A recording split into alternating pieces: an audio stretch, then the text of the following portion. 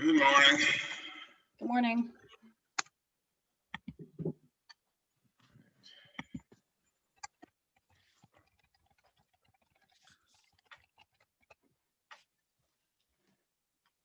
Oh, hi, Paulette. Hey, good morning. Good I didn't morning. think you were going to be here. Well, I wasn't sure, so that's why I put maybe, but here I am. Great. Welcome.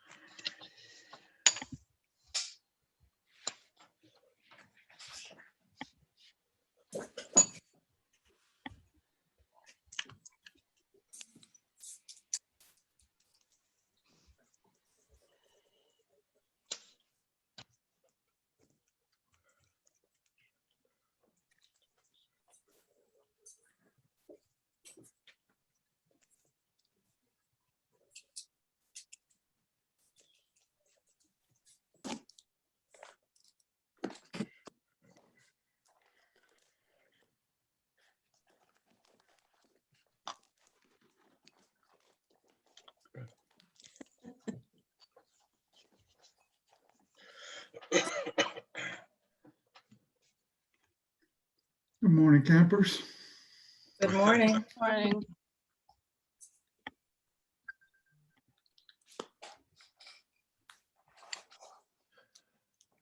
All right, we're at 8:30. All right, the gang's all here. Carl, you look very relaxed, man. Oh, I am. It's taken a little, well, last week it was almost like I was on vacation. I kept thinking about, oh, work, and if I stayed up too late, they go, oh, I got to get up early tomorrow. So now the only reason I have to get up early is the IURA. Good to have a reason. Good to have a reason. Yeah, I suppose so. Keep you vital, you know. Yeah. I think it takes a while to kind of adjust and get that whole different feeling going. Yeah. Yeah, I'm still working on it. But I like what I see so far. It's good. All right, so we'll call our meeting to order. I think, Anissa, you did say Nels will be joining us at some point too? Yes, Nell said that he would come, and Lynn is here connecting to audio. Okay. And Delia will join us a little later. Or All right. actually, no, I think Delia is coming first, but hello, Lynn, welcome. Hello.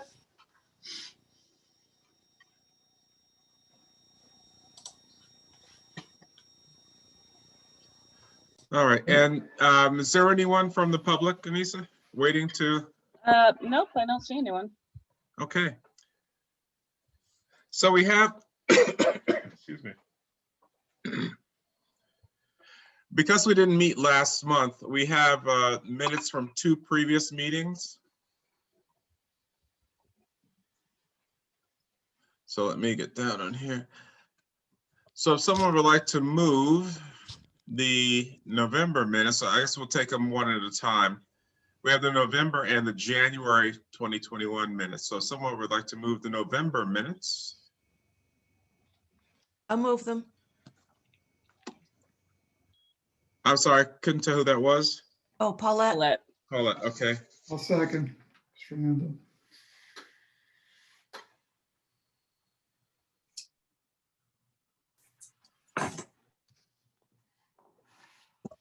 Any discussion, any corrections? No, no changes, okay. All in favor of accepting the meeting minutes from November? Okay. Aye. Aye, it's unanimous.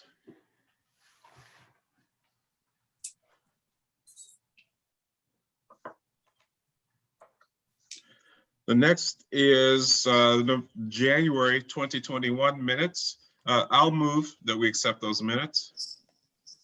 May we have a second? Tracy seconds, okay. Any discussion, changes?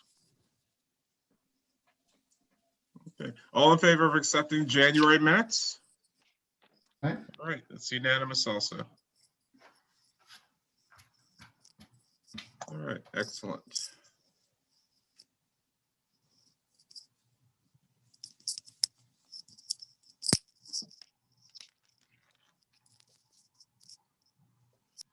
Okay, and now we have our guest. I see Delia has joined us and Lynn is here and Nels is here too. So I guess we're going to hear from you first, Delia. Good morning.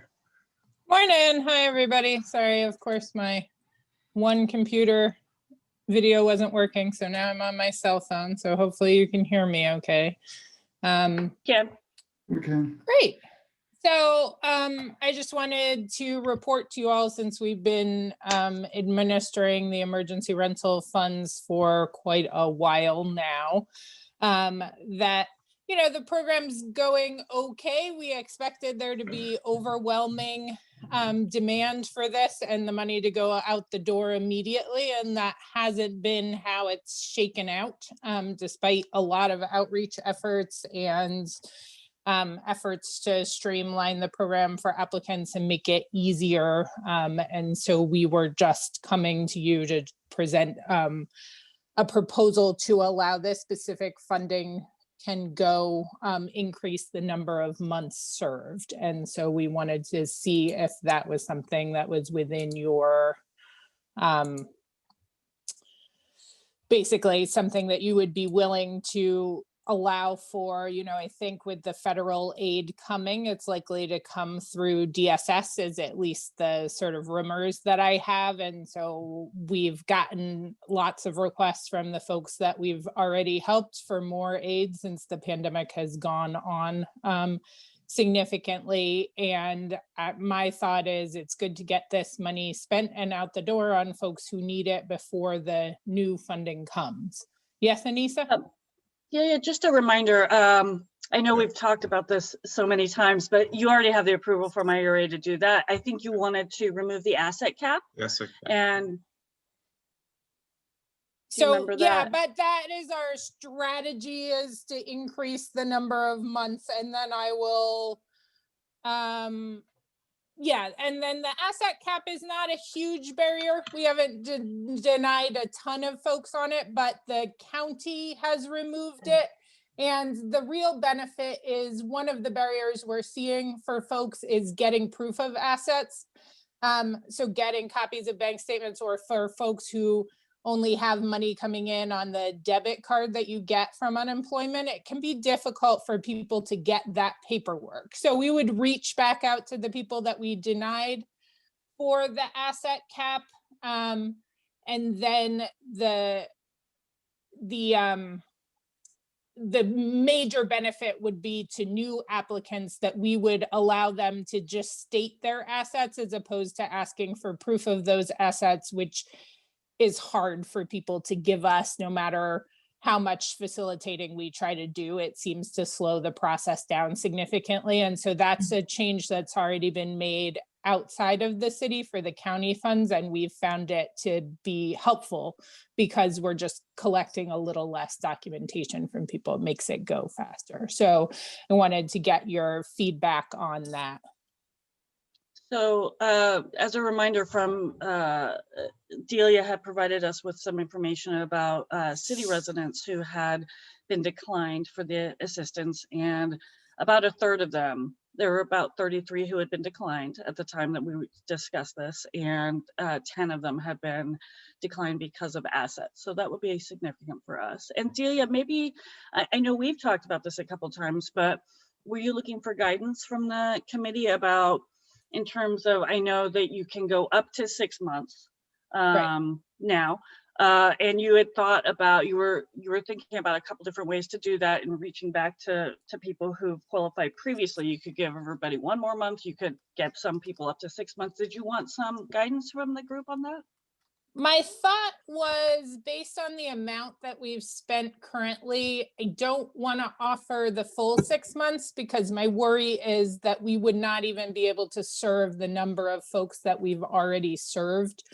And so I don't want to see that, the last applicants only get 3 months because we can't hit everybody. And so my thought was that, like, looking at the numbers, what looks possible is to offer folks an additional 2 months Applications have slowed a bit, so we've given rent assistance for 110,000 and we have 70,000 left. And my thought is if we offer an additional 2 months, not everybody's going to take it. Some of the folks we've only helped with 1 month because they've lost income due to a quarantine situation. So they're really only lost 2 weeks of income. And so we've helped with that month of rent. So not everybody's going to jump on this, but our thought is, what if we offer an additional 2 months rent? Then it would definitely extend to the folks that we've helped already and leave us with a little bit of wiggle room to help additional people. I don't have a sense from anyone when the new rent assistance is coming or what the details on that are. I wish I did. We're always flying blind because this is a changing situation. But my thought is it would be better, since the coronavirus has dragged on, it'd be better to just try to get the money out the door now, and hopefully the federal relief will then fill in, for folks who need it moving forward. Does that make sense to people? Does anybody have feedback? Just question. Sure. So you plan to reach out to the people that were initially denied because of assets also? Do that Yep. right away? Yep. And do you know if they'll qualify still, or? We won't know that because, usually if we got that, we stopped collecting documentation. We don't want people to give us a bunch of documentation when we can't help. So we'll go through that list. When we did that for the county already, it did not result in many people re-qualifying. I think maybe we got 2 people to move forward, and I forget how many we reached out to for the county. Was probably 7 or 10, something like that. And so, again, I don't anticipate that to be a huge jump in the numbers of folks we're serving. More is what I'm hoping is that it'll make it easier for people going forward and faster for us to say yes, because we're not following up 6 times to try to get them to track down the bank statement. Okay. And you've had a number of people reach out to you about extending? Yes. Yes. Because it's Yeah. gone on way beyond what we all hoped, obviously, and even 5 months of help doesn't touch a lot of folks' arrears, but at least it's more of a drop in the bucket than than the 3 months, I guess. Yeah.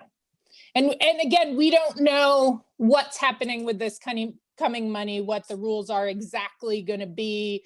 Will people qualify? But we're already sharing information with DSS. So my plan would be to just give them and folks have signed releases to do that. So they could have access to here are the months that INHS has paid for these folks. And then they could fill in the blanks if people qualify for both sources. And that's sort of my hope. But obviously every funding source has its own weird little things that you have to say no on. And so, there'll be some persons for whom the new money isn't going to fit, and our money will be the only money they have access to. And so, having 5 months seems helpful, right?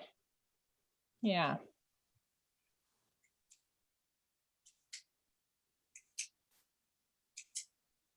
Any further questions for Delia?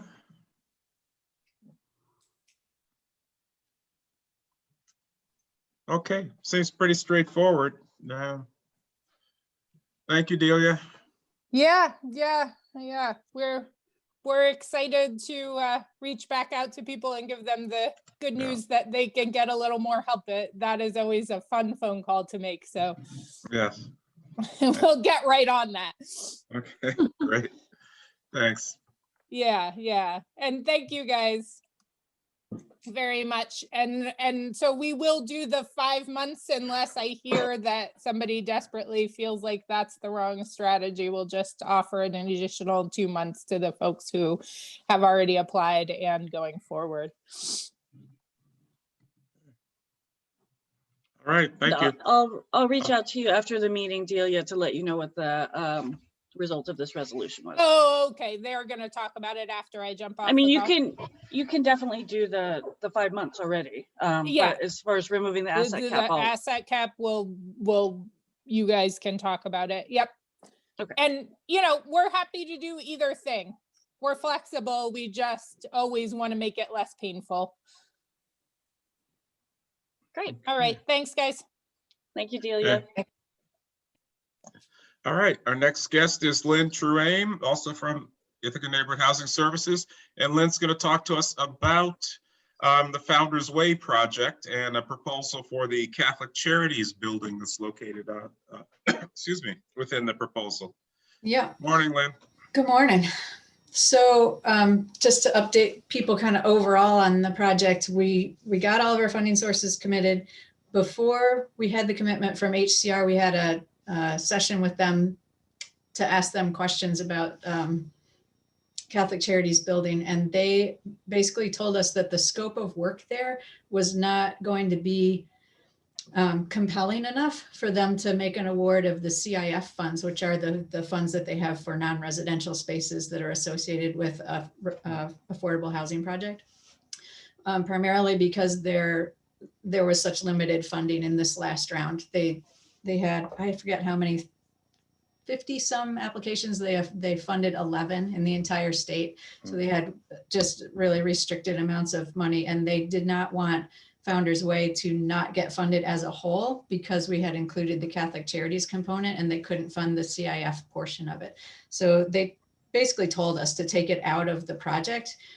We can certainly, you know, continue to try to find funds, and we will, to do the renovations to the building. But in their opinion, it was more deferred maintenance and some kind of improvements to the spaces that weren't going to be compelling enough to get funded. So that's all well and good, except we purchased the entire parcel with an acquisition loan from Tompkins Trust Company, which we are going to have to pay off. And so we can't include the Catholic Charities building in the project that the state is funding, which is how we assumed we were going to pay off that portion of the acquisition loan. So we were looking for other funds to fill that gap. It's $110,000 is the amount of value that's assigned to that portion of the overall site, just on a basis of square footage. So we are hoping that we could use the IURA funds to do kind of the same procedure that we did at South Titus, where the IURA acquired the property and then sold it to us, and therefore financing it on a longer term basis. The gymnastics here is that INHS already owns the property, so you're going to be buying it from us. We'll be paying off the Tompkins Trust Company acquisition loan, and with those proceeds, and then you'll be selling it back to us, so that we will be owing you money instead of Tompkins Trust Company. Okay. For lower interest, yeah. Yes, well, lower Yeah. interest, and also theirs was just an acquisition loan, so it's expiring, yeah, and has to be paid off. Okay.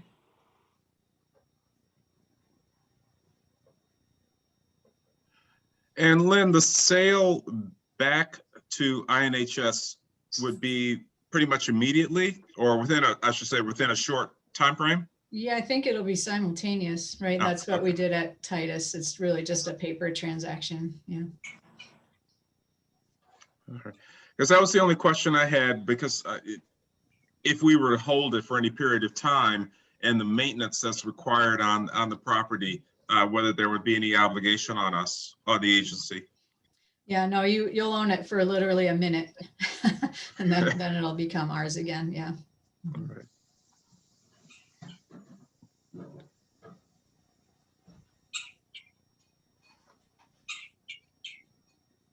Nels, hi.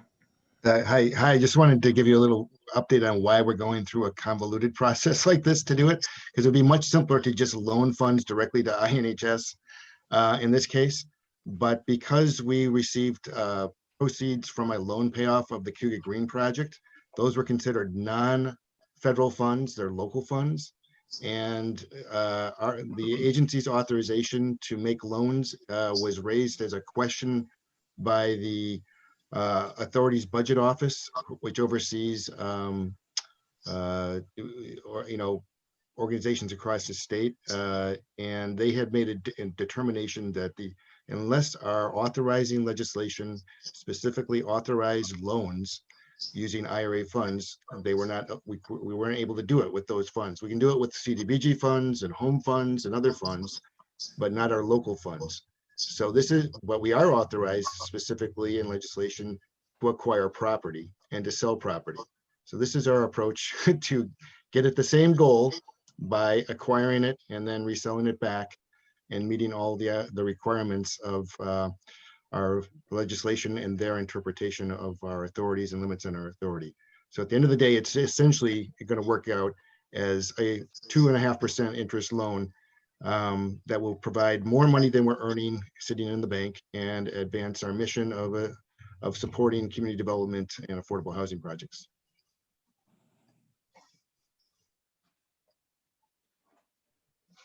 Any questions for either Lynn or Nels? No, sounds pretty straightforward. Something I think we support. Okay. All right. Great. Thank you, Lynn. Thanks very much. Thanks, Good to see you, Thanks, everybody. Lynn. I'll circle back, Lynn. Thanks. Okay. Okay. Go to the agenda.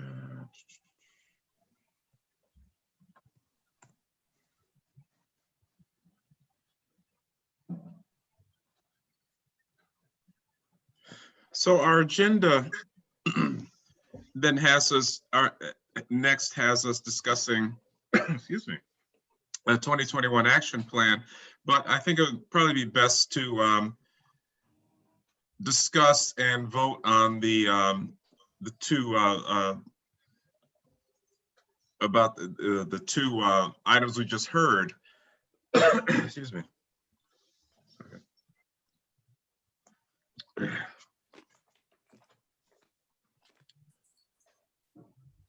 I'm jumping between the our Zoom and the agenda, so sorry about that. So we have the resolutions on the emergency rental assistance program and then on Founders Way.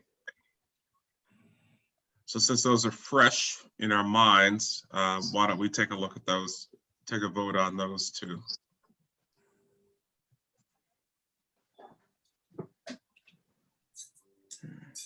I moved the first one. All right. And the first resolution's on page 19 of our packet.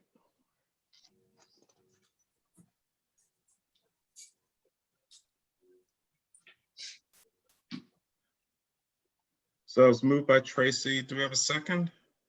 I'll second it. I'm sorry, that was Teresa? Yes.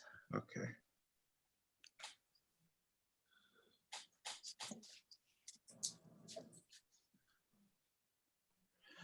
So this, as Anissa mentioned, when we were talking with Delia, our January meeting, we approved the extension for the length of time to provide assistance. So this resolution really just is to remove the asset cap. Okay. So again, it's pretty straightforward. Any questions or discussion regarding this resolution?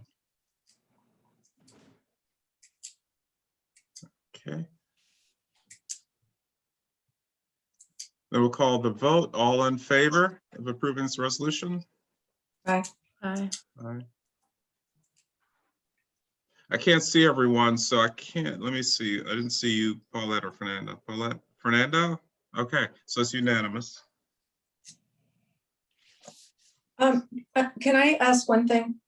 Anissa, can you make sure that they really are offering the extension since that got voted in January and it sounded like it hadn't happened yet? I was surprised by that too. I definitely. Yeah. Thanks for pointing that out because I forgot we did that.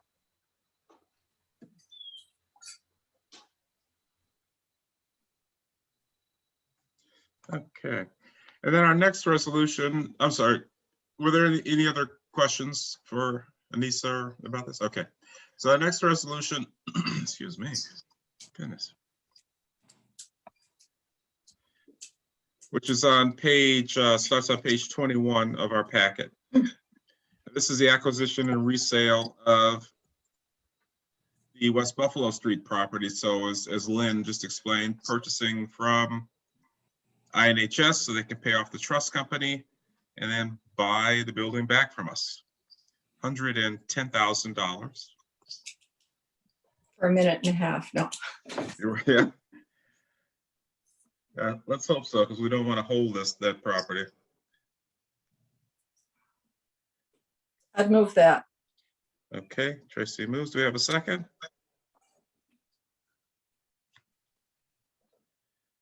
Again, I apologize because I switching between screens, so I didn't see if it was second. So Teresa seconds. Okay. Yeah. Okay. Okay. Any discussion? Any questions? Paulette.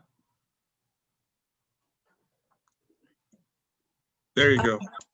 In the resolve, should there be an amount, the purchase price, or should it say as outlined above, or as, I don't know, it didn't seem as clear as it could be, it seemed to me. I can Maybe add not. that. In the whereas, look in the whereas above. Yeah, something like that. Just to be clear, the acquisition of property at 324 West Buffalo as stated in the whereas above, something like that.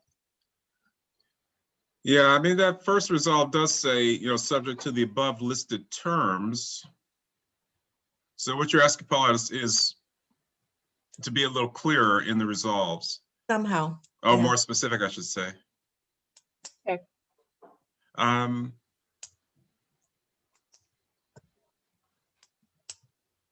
Okay. So I could make that change, and then when you bring it to IURA and show it to you before you bring it to IURA, Carl. Okay, yeah, if that's fine with the committee. So we'll excuse me, we'll be voting on the resolution is with the modifications as suggested by Paulette. A little bit. Okay. So that's a friendly resolution. So if we've moved it, we can just stay, right? I mean, it's a friendly modification, whatever. Yes. Okay. Or- All right, I'll take your word for it. Okay. We're a friendly group. Okay. Sometimes. All in favor of this resolution? I Aye. Aye. Unanimous. Okay. All right. Now on to the action plan. So we have some suggestions as to the order in which to discuss the items. I think Anissa has suggested we start with public facilities, if I remember correctly, or perhaps Public economic services. development, or public services rather. Yes. And then perhaps move on to economic development. I did have a question about the CDBG COVID relief. Yep. Mhm. That money, which in the updated schedule is $63,089.60. Mhm. Are those funds in hand and ready to be dispersed? In other words, can those funds be dispersed much quicker? Because the other funds we have to wait until, of course, HUD funds it. Yes, they can be, and we can also first of all, they are available, and secondly, for the part of the public hearing will occur as normally with the action plan because we felt that was easiest, but the comment period does not need to be 30 days as it does with the action plan. It can be 5 days. So once the comment period is completed, if IURA is ready to then bring those separately to Common Council, we can also do that. That would cause, I think Nels and I need to talk about how to bring that to IURA because there's so many applications this year, you know, but in any event, yes, they can be, the funds are ready once the contracts are made, basically. I had another question. When do these funds need to be dispersed and used by? Is there a limit, a time limit right now? You know what, when they made those, yeah, they didn't, at the federal level, there wasn't an attached time frame to them when Okay. they released them. However, I was just talking to our HUD rep the other day, and she did say that headquarters is very interested in seeing those funds get encumbered. Interested and required or, okay. And then the, you know, okay. And did any of the original applicants for this fund, did any of them need more money or anything? I just wondered about that too. INHS did reach out, Johanna did reach out to let us know that they weren't going to apply for more for ERAP for reasons that Delia touched upon. Yeah. There's going to be more being Yeah. released. But none of the others, like when I made my outreach, came back and said that I was a little surprised actually. None of them came back and requested more Okay. for the projects that they were doing. Because they all got reached out to by you. Yeah. Mhm. Okay. All right. Okay. So given that HUD is interested in seeing those funds go out and that the process, I mean, the money's in hand, the process seems to be much quicker. I was just wondering, should we discuss those 6 requests first as we're thinking about how we want to structure our discussion? That's a great idea. Is there an advantage to kind of getting those out of the way, getting the process started now so the funds can get out, and then because we, then start talking about, public facilities and economic development, et cetera. Makes sense to me. I mean, they're separate from the rest of the funds that we're talking about. Yeah, I agree. We can just deal with these. Okay. Unless I have one other odd idea.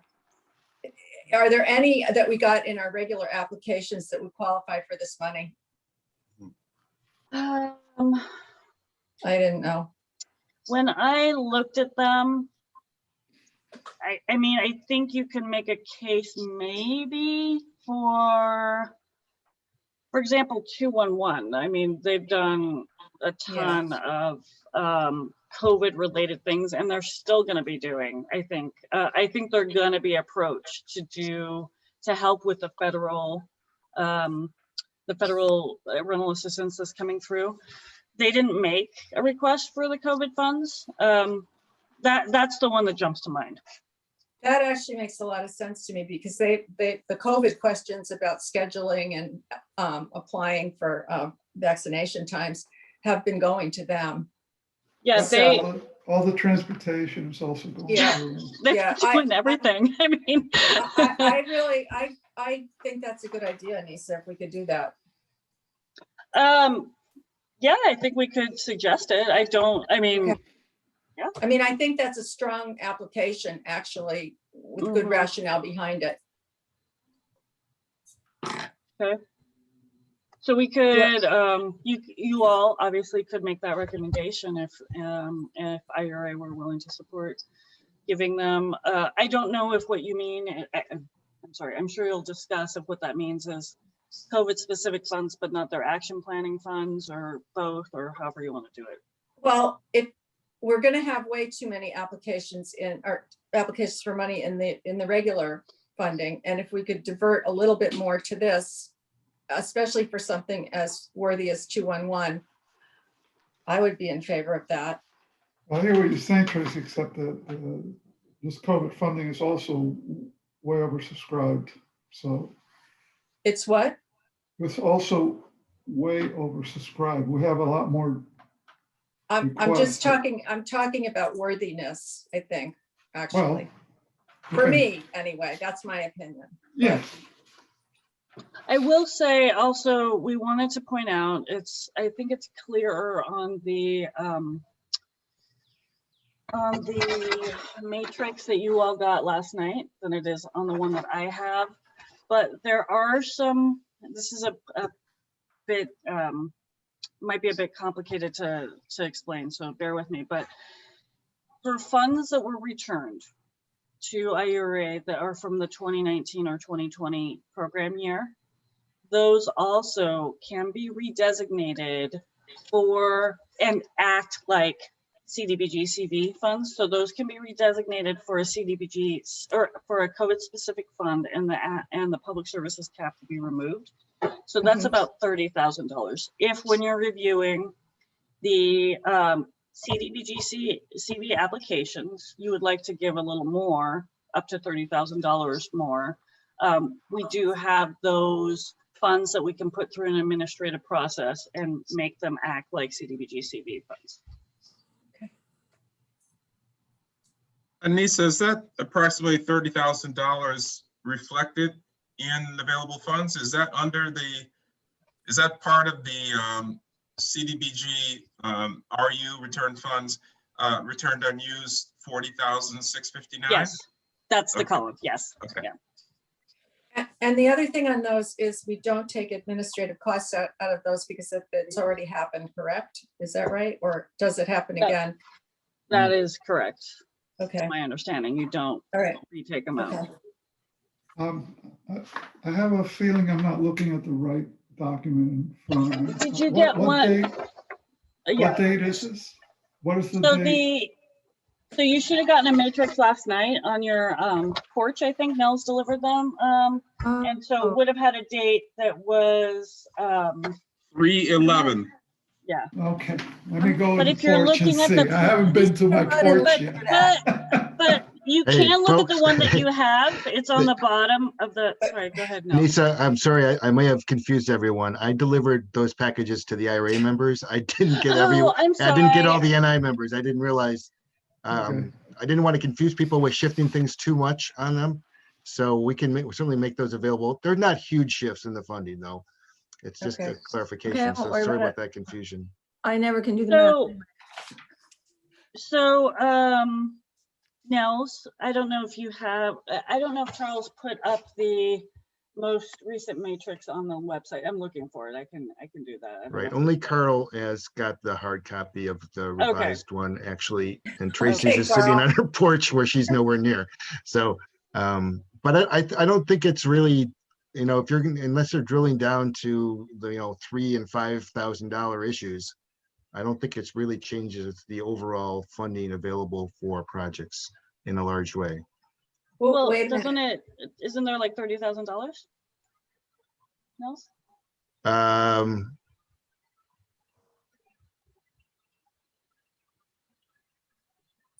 No, we had 60,000 before for CDBG CV and now it's 63,000. No, I mean, remember Yeah, there's the returned funds that we unused, yeah. can recategorize as Oh, right, that's 2019 true. Yeah, returns. yeah. a In big the difference. CDBG RU category, there is 40,500 now. Yeah. Rather than 2,600. So the members were bringing up that the CDBG CV requests far exceed what was available. So I mentioned that this is an action that they can take. And Nels, I just wanted to apprise you too that Tracy had asked whether we could recategorize any action plan, or whether anybody that applied under the action plan could potentially be eligible for the CV funds. And the one that popped to mind for me was 211 because they've done so much. So the members had some interest in exploring that. Sure, I think that makes sense. Yeah, that sounds like it would be eligible as well. Did other people have interest? I mean, I did, but I wasn't sure if other people did. It seemed to me that it's all tied into our discussion with the current applicants under the CV. Well, yes, but do we want The to? worthiness, and as you said, whether we feel that those projects are worth funding. And also, do we want to add 211 to the mix right now and consider that in conjunction with these others is what I would ask.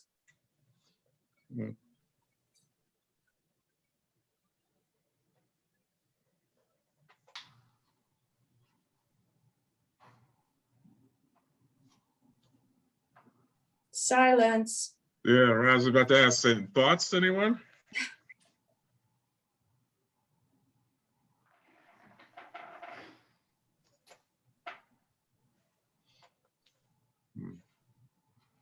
I mean, I thought there was sufficient competition or worthiness, or maybe both competition slash worthiness of the 6 items, or the 6 projects rather, that are already there.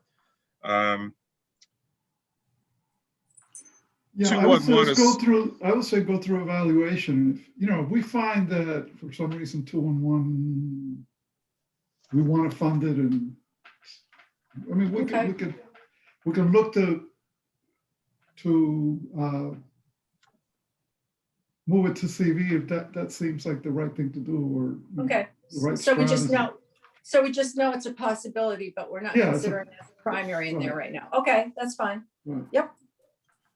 And I will say, Fernando, I think it's likely that based on history and the organization itself, 2-1-1 is going to get funded, right? I don't think there's any controversy there. Right. No, No, but this year of all years, it seems like we really, you know, we're depending on that service, and we really should support it. I just feel the money's tighter there, but we could, yeah, that's fine. I'm fine with what you said. Okay, and my second question before we kind of get into the discussions regarding the individual projects.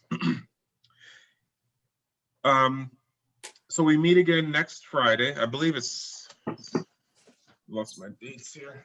19th. Let's see, right, today's date.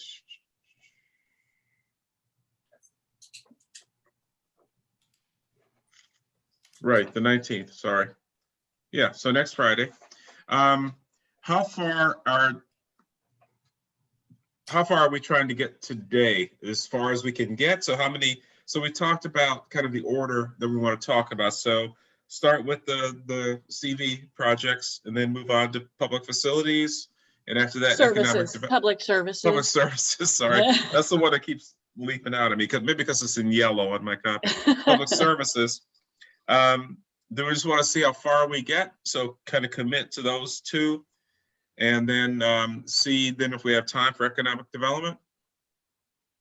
When is the Economic Development Committee going to meet and talk about them?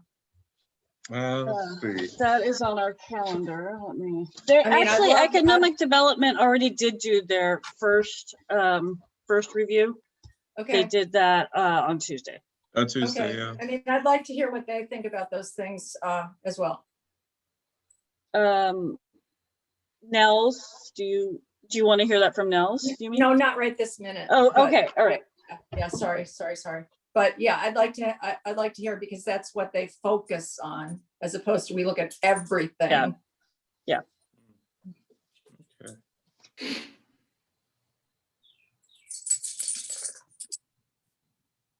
Okay. So the first project, then, so not hearing any objections or any other suggestions, we'll start and then see how far we get, given our what time constraints we may have this morning. Does that sound fair? Sure. Okay. Yes. So the first project is project number 19. The Health and Wellness from Black Hands Universal.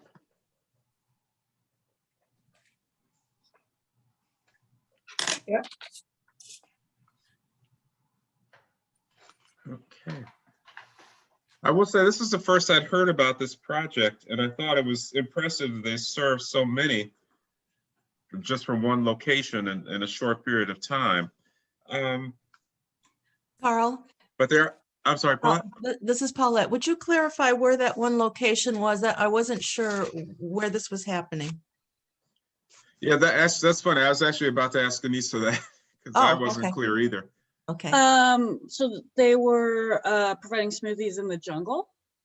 in the encampment area. However, that made me wonder about the number of people served, because I don't know that that's unduplicated funding.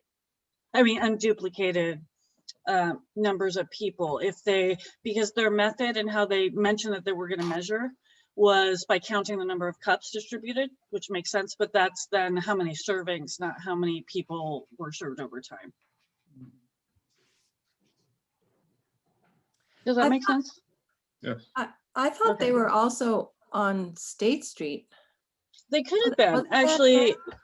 When I spoke to, so what I will say is, so the Harry O. Smith, who manages and is named as the CEO, Right. when I spoke to him over the summer and a couple times since the summer, he only mentioned going to the jungle, but I know that they had plans and they're a very flexible group. So it's very possible, Teresa. I saw that them there a few times because they have a boom box that sort of attracts people. I mean, it didn't Okay. bother me. I thought it was a great project.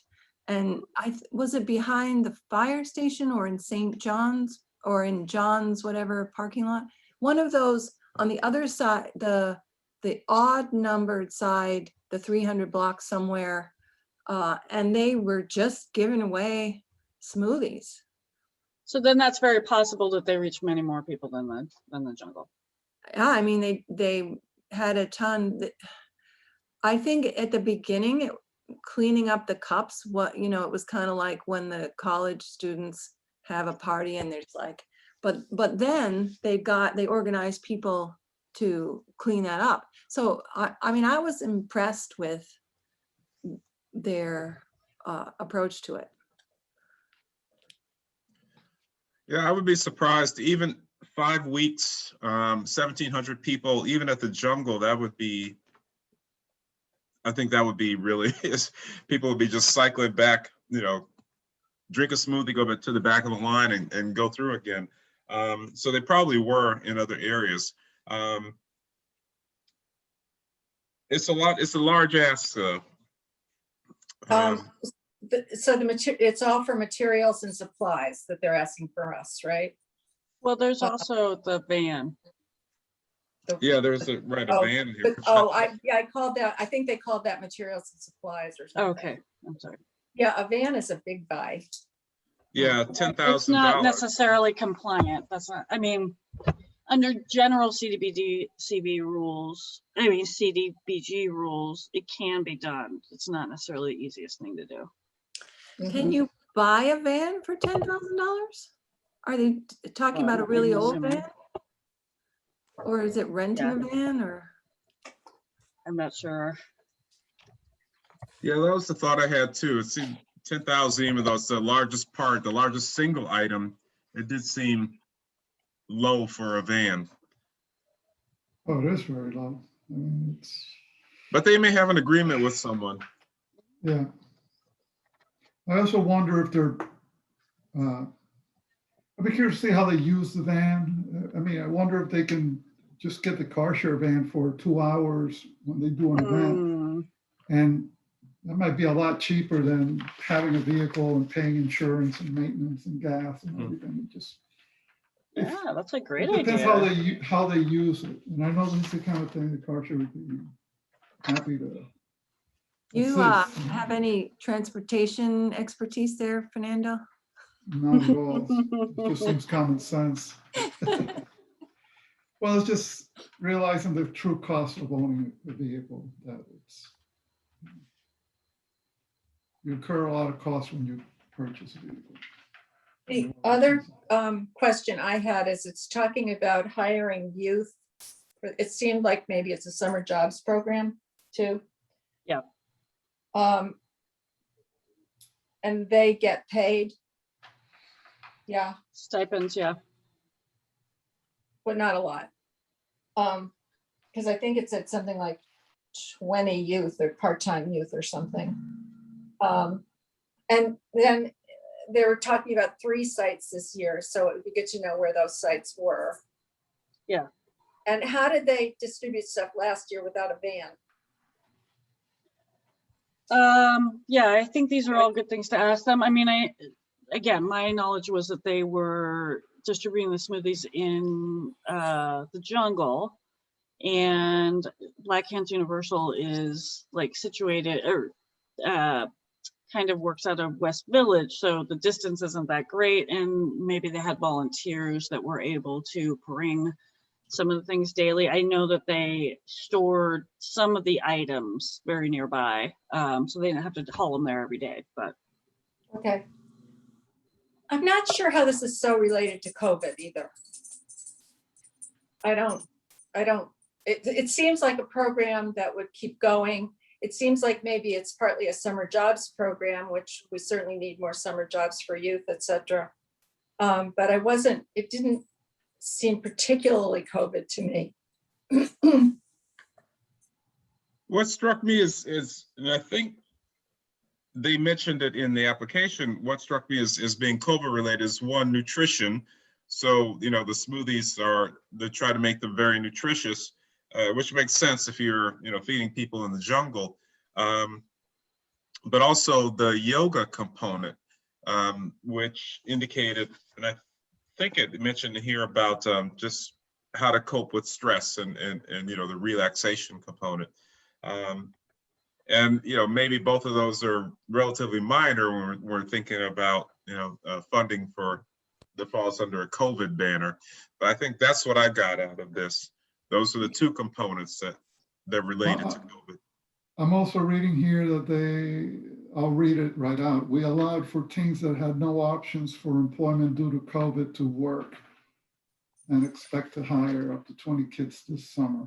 So that's the part that appeals to me as sort of the summer jobs program. But I also feel like if we're talking about sustainability, that maybe everything shouldn't be free. I don't know. It depends where these locations are. I mean, if it's randomly people walking down the street and they're offered free smoothies, well, there might be some financial sale there. If you want to keep something going, I think it needs a little bit more funding. Mhm.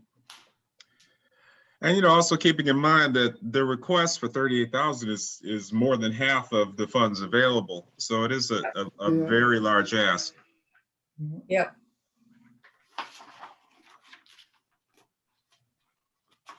So it doesn't seem as if anyone is opposed to this outright. Really the questions are about the components, kind of the individual components, the van, a clear explanation of what the purpose of this project is. Some questions to ask.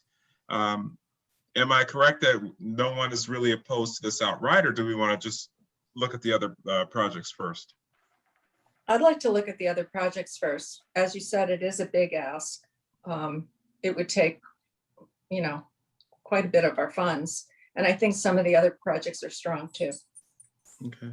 I just want to, before we move on, add that my reading of, besides for the nutrition, of how this was COVID specific, was when they talked about depression and how the unemployment and the isolation of COVID particularly hit their community, and that this was a critical way to try to keep up mental health during a pandemic. So that to me made it very COVID specific, but I can absolutely see Tracy's point that if you want to go on, you need a different model, and that you don't really want to be looking at charging people for the smoothies right now because it's serving a different purpose, but it could become a community building model which could sustain itself. And I love the youth employment part. Right. So. Okay. Any other points? Can we move on? Okay. Project number 20 from the Advocacy Center, the on-call office subdivision. Excuse me. I thought this was really straightforward. It's splitting those offices. It would be a really clear-cut project. here's the split, here's what it costs, here's what we pay. I thought it made sense.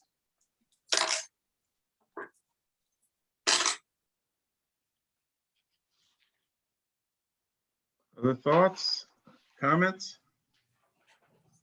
Yeah, that's pretty straightforward, and always helps that it's a low ask, relatively speaking. I will say when I talked to Heather, she mentioned, and I didn't see it spelled out in this way in the application, that it's clear that obviously she made it clear that they can't, they could maximize the amount of staff on site and the amount of survivors they could meet with in person if they divided the office. She did mention that pretty stressful for their staff members to take calls at home, especially during COVID when they're like, their kids are at home and they have to ensure privacy in the phone calls. So that can be very difficult. So, I mean, it's very clear, in the application what their need is, but I thought that kind of human aspect was also interesting. I appreciated the fact that there was a clear completion date and that it was happening now and would be done very soon. I mean, it was clearly COVID related and important. So, yeah. So I think it mentioned in the application that, and one of the things we've seen in some of our other applications, particularly, the housing ones, of course, is that the cost for labor and materials are much higher because of demand for those services, supply chain issues, et cetera. So does and maybe it's just a discussion between you and Heather Campbell, Anissa, to ensure that they have sufficient funds to cover any overruns? I was surprised that they didn't put in more for that because we did talk about that specifically. Now, I wasn't aware when I talked to her that she made clear in the application that they're using the same contractor that they've used in the past, that they have a lot of experience with. And if that is a sole proprietor, then DBA might not kick in, Davis-Bacon Act. But I did tell her about, I had just read that lumber costs had doubled in the last, It's true. Yeah, and my so- husband's a contractor, and yes, costs are way up for supplies. So I did mention that. I was surprised that she didn't put in more than $800 because she mentions the 800, she added that to the original estimate. So I can circle back again if you would like, or I think another option is for the committee to consider funding it at a higher level and make return of the funds a requirement for anything they didn't need. Well, if we increased it, I talked to her, but I mean, if we increased it to 6,000, that gives a little leeway anyway. Yeah, I think that makes a lot of sense.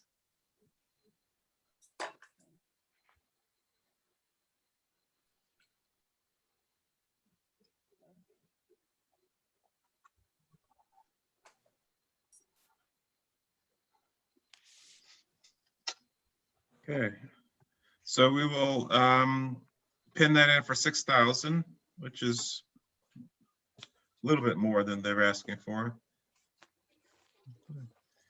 Any further discussion?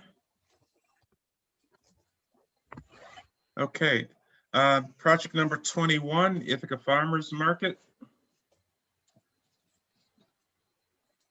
Discounts for their online sales for people who receive SNAP.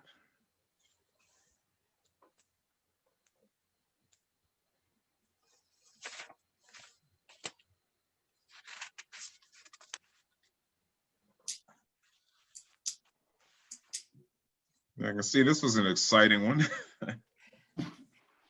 It's too exciting to talk about.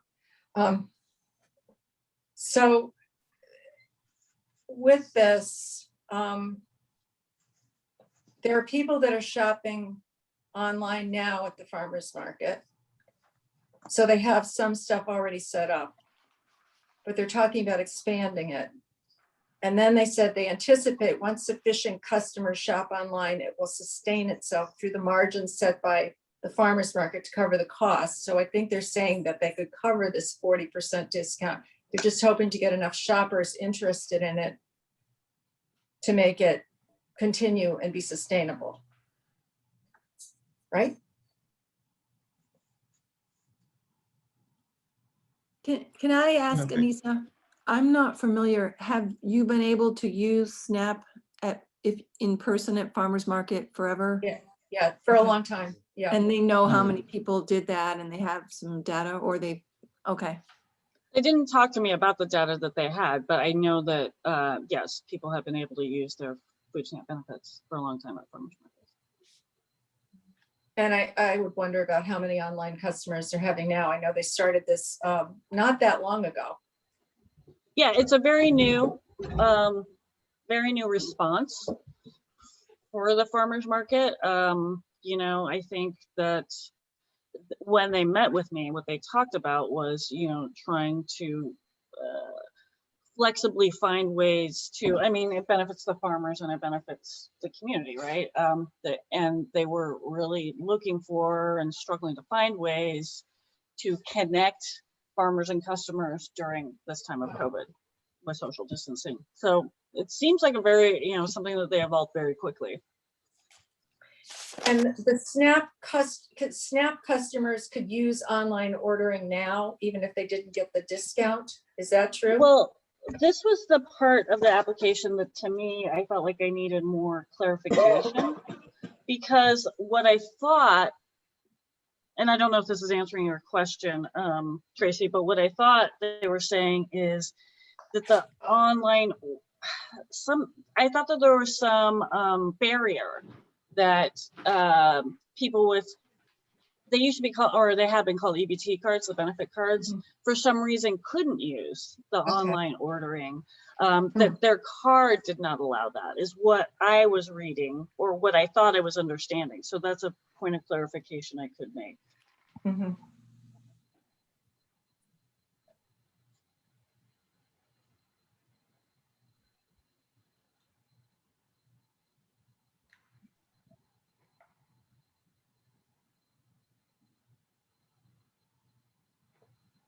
Yeah, I don't know. This one didn't strike me as particularly strong. Certainly, COVID increased the use of online shopping, you know, particularly specifically for grocery shopping, and low-income people certainly should be able to avail themselves of that possibility also. But part of this struck me as the market looking to build its online shopping clientele for the long term versus kind of the shorter term COVID caused emergency need for online shopping. I agree. I think it was a dual thing about trying to build their market and, you know, have that capability.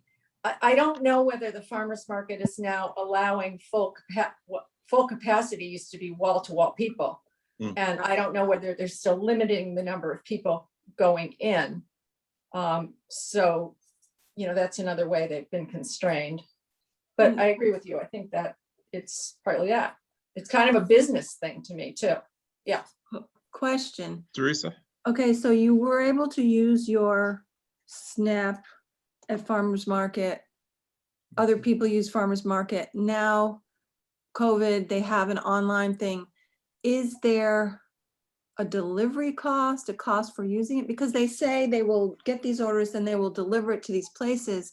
So maybe they need a discount temporarily in order to do the transaction costs of online until they have a big enough volume so they can build that in. Anissa, does? What I was, again, I don't know if this answered your specific question. When I spoke to them, what I understood is that they had a delivery service and the food ordered would be delivered to the consumer. But what pays for that? Well, that, You pay for, that like was, you, non-SNAP person, go online and you pay a delivery fee rolled in with your order? honestly, I didn't ask that because I was only interested in how this helps low-income people and why the COVID need. So my understanding was that the food would primarily be delivered to people who were using SNAP, which I thought was great because those are people that have more transportation barriers. But in the application, and I knew that they would also have pickup sites if people wanted to come and pick it up. But as the application is written, it seems like the delivery is it's like if requested is what it says. So Yeah. that was, again, a bit of a change from what I understood in our initial conversations, which is not unusual. Okay, but- so I'm still trying to understand what the money is for. It's to allow them to have a discount to encourage them to use the online because there are barriers of education or culture that will keep them from becoming an online shopper? Again, this I think goes back to my previous understanding. Like I said, that people who have food stamps, the mechanism by which they buy food does not allow them to do an online transaction. That was my understanding. They identify which are the SNAP eligible food items. So I think SNAP eligible food items are basically anything, I mean, it's anything at the farmer's market, basically that's food. It's like Yeah, shopping at the grocery yeah, store. yeah. But they actually, they have a system, you can filter out SNAP eligible items, so it eliminates the others. And, Well, Yeah, you so couldn't buy jewelry or something. right, Yeah, right. right. Yeah, again, my understanding, and it could be flawed, was that for some reason during this time of COVID, the maybe it's the intermediary type of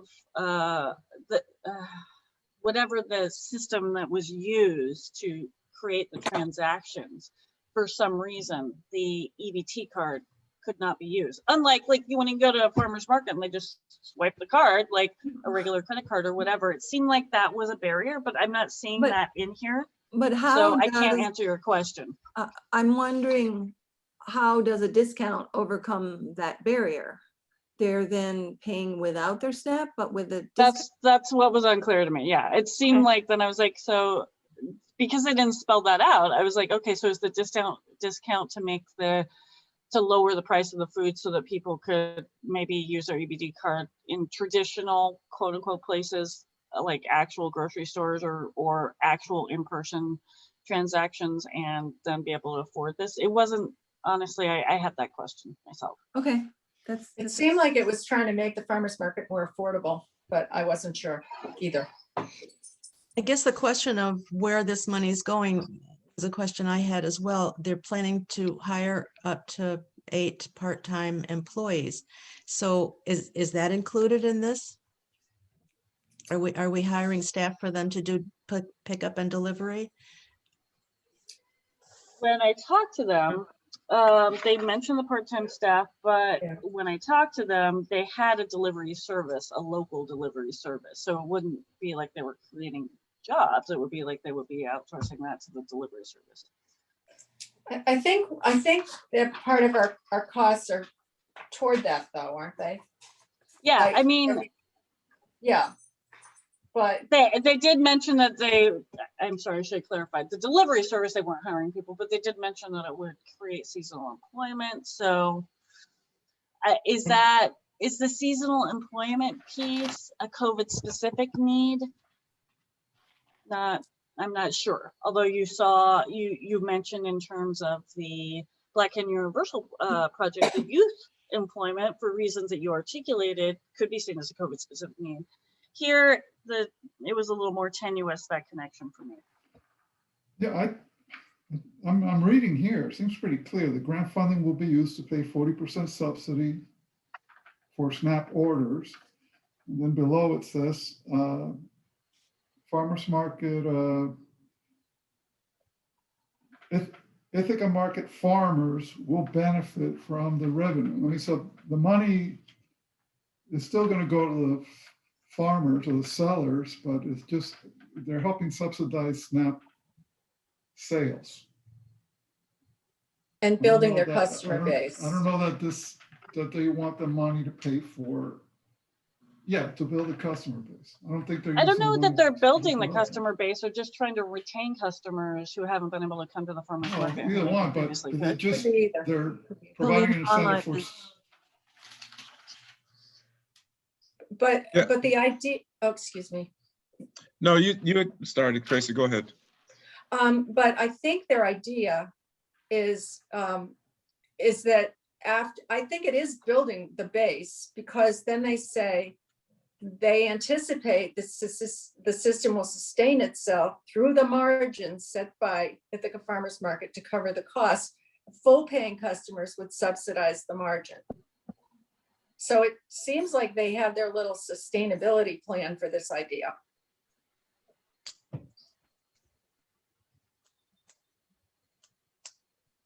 One thing I liked, not that you asked me, so maybe I should be quiet, but that they plan to do outreach at various sites like TC Action, GAC, DSS, Catholic Charities, which I don't know that, I thought that was a good aspect of this in terms of actually really trying to reach people who have the need, not just people who are already going to the farmer's market, you know. Right. And I do like the pickup sites, that they would have those different pickup sites. And I think one way to look at it, whether they're just replacing their limited income SNAP benefit people who were originally going to the market and using their cards there, versus increasing the customer base with adding new SNAP customers, is how many SNAP customers were using it? I think that's a question we asked earlier. How many were already using it? They probably know that. And that may have changed radically in the past year. You know, people just, well, the farmer's market was shut for a while, then it was open at such limited amounts of people at one time, it became kind of challenging. It'd be challenging anyway, with the numbers. It did Well, there's point out- certainly enough questions on this one that, you know, we have to get some answers. That doesn't appear that we can go much further with our discussion right now until we get some answers. I cut you off, Anissa, go ahead. Just, they do mention at the top that the pounds of food distributed via the local pantry network went from 1.9 to 3.5 million pounds, but while they provided more food, there was a lack of fresh food. And that's often very true, obviously, in food pantries. Again, so it's kind of helping people connect to fresh food. Well, you would imagine that that number would probably decrease if they increased their customers. But that's neither here nor there. Okay. All right, moving on to project number 22, Partners in Health.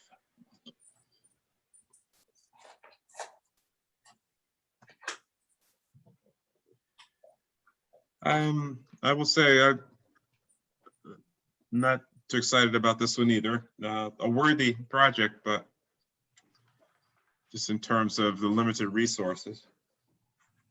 I feel the same way. I also thought that it was a very low percentage of less than 80% AMI. I don't even think they qualify, actually.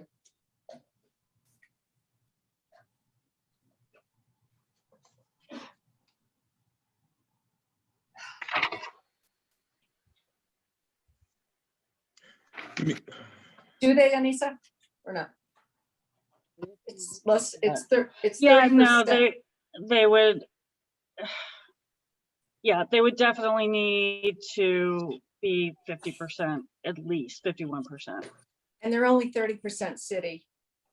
So Yeah, that's very clearly, I was surprised. I did highlight that when I was reading it. I was also struck by the number of beneficiaries. I'm surprised that they did that because I was very clear that they needed to be city residents. That's what I'm wondering, because Yeah. they said they're going to serve 30 elderly individuals, and then percentage is also 30 and 30. So I'm wondering if they put the number versus the percentage, if they made a Yeah, distinction. I can reach out to try to clarify that immediately. I was just like, when I read this the first time, I was completely like, this doesn't. So, okay. But actually, given what we're looking at here, they would not be one of my priorities. Yeah, no, mine either.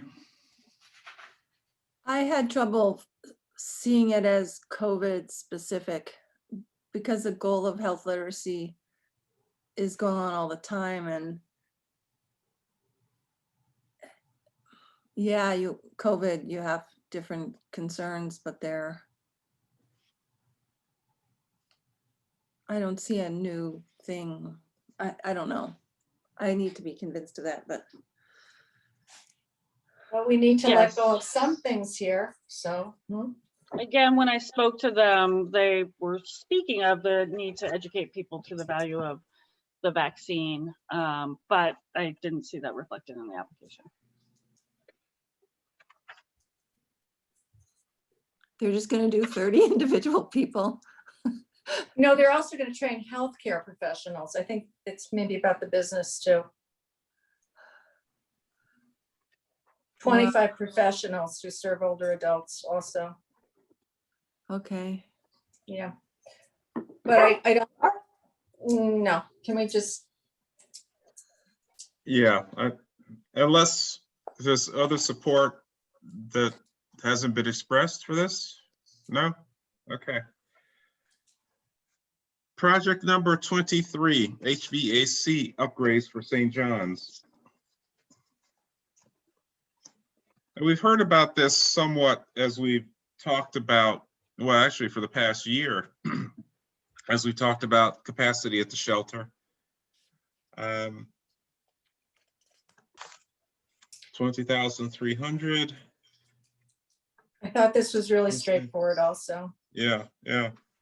I thought so Um, too, and exactly what this money is for. Yeah, Right. the question I have, and how many more people can actually use the Friendship Center when this goes through? You know, I want to know, it's been very limited. So is this really going to increase their capacity? Because we know there's been a capacity problem. Yeah, that's a good question. Would this offset the distancing requirements within an enclosed space? Yeah. Let's hope so.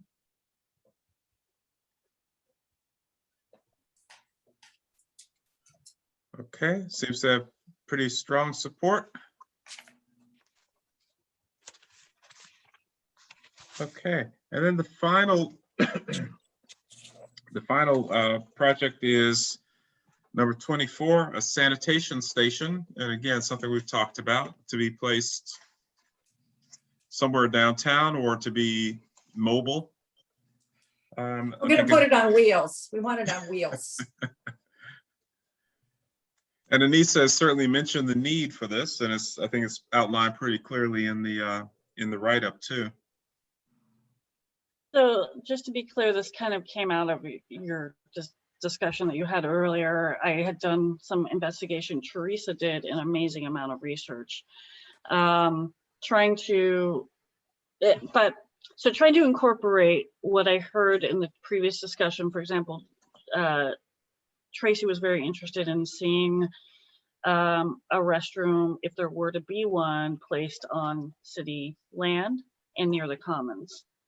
So I'm happy to answer any questions. I just want to let you know that part of this is when I discussed with Nell, should we be trying to put through an application? He said, you know, we could, and that part of this would be asking for your guidance in seeking a sponsor.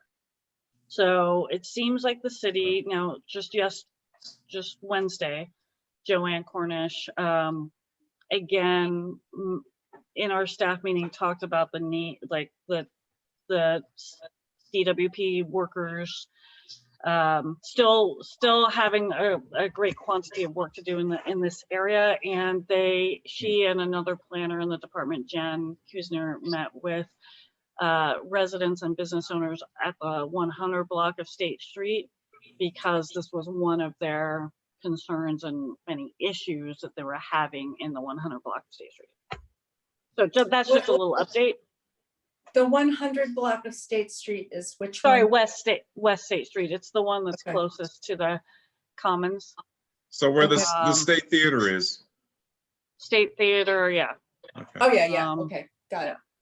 So what are you saying about that then? Anissa, what did you say? They're I'm not- sorry, I was just, So they're not finding with- a sponsor is what you Yeah. start to say. Okay, where's the downtown business people in this? Yeah, good question. I mean, we could approach them. That's Oh, part I- of what I'm saying. You could give oh. us a direction where you want us to approach for a sponsor. I would like them to be approached, because Yeah. right now, when I walk down the street, most places have signs that say, no public restrooms, no public restrooms, no public restrooms. So they clearly have been seeing people who are looking for a public restroom to have all that about no public restrooms, I believe. I don't know that, but I suspect. And, you know, there's no, where do you go? And right, and the downtown DIA, I guess, they seem best positioned to find a sponsor. That would seem to be one of their roles, or a role that they certainly could play. I mean, we can think about that 100 block of West State. I would imagine that alley between the Cornell Daily Sun and was it Family and Children's that cuts over to Green Street, or that parking lot directly across from that. I'm just trying to think, where people might be ducking in to do their business. Those two seem to be the most likely places. So yeah, again, the Downtown Association can reach out to the neighboring businesses and really do the lobbying, because presumably they have a relationship with those businesses already. I would actually like some funding from them in this too, in terms of, we talked about cleaning, supervision, etc. I think that this is important for a downtown business district. Think about all the other places you go where you see a sign that says public restrooms. Now, maybe they're closed right now, but you find them in the center of town. Maybe we should be thinking more creatively about when people are getting tax abatements, and maybe one of the things they put in is a public bathroom that's somewhere accessible at the edge of their building. Teresa had a really great idea about that. Had this meeting and we went on and on about this. So Business Improvement District, that BID tax that I fought with the tax assessor for my single family house that he considers an apartment building, and therefore I must pay because I get the benefit of it. What is that money available? What do they use that for?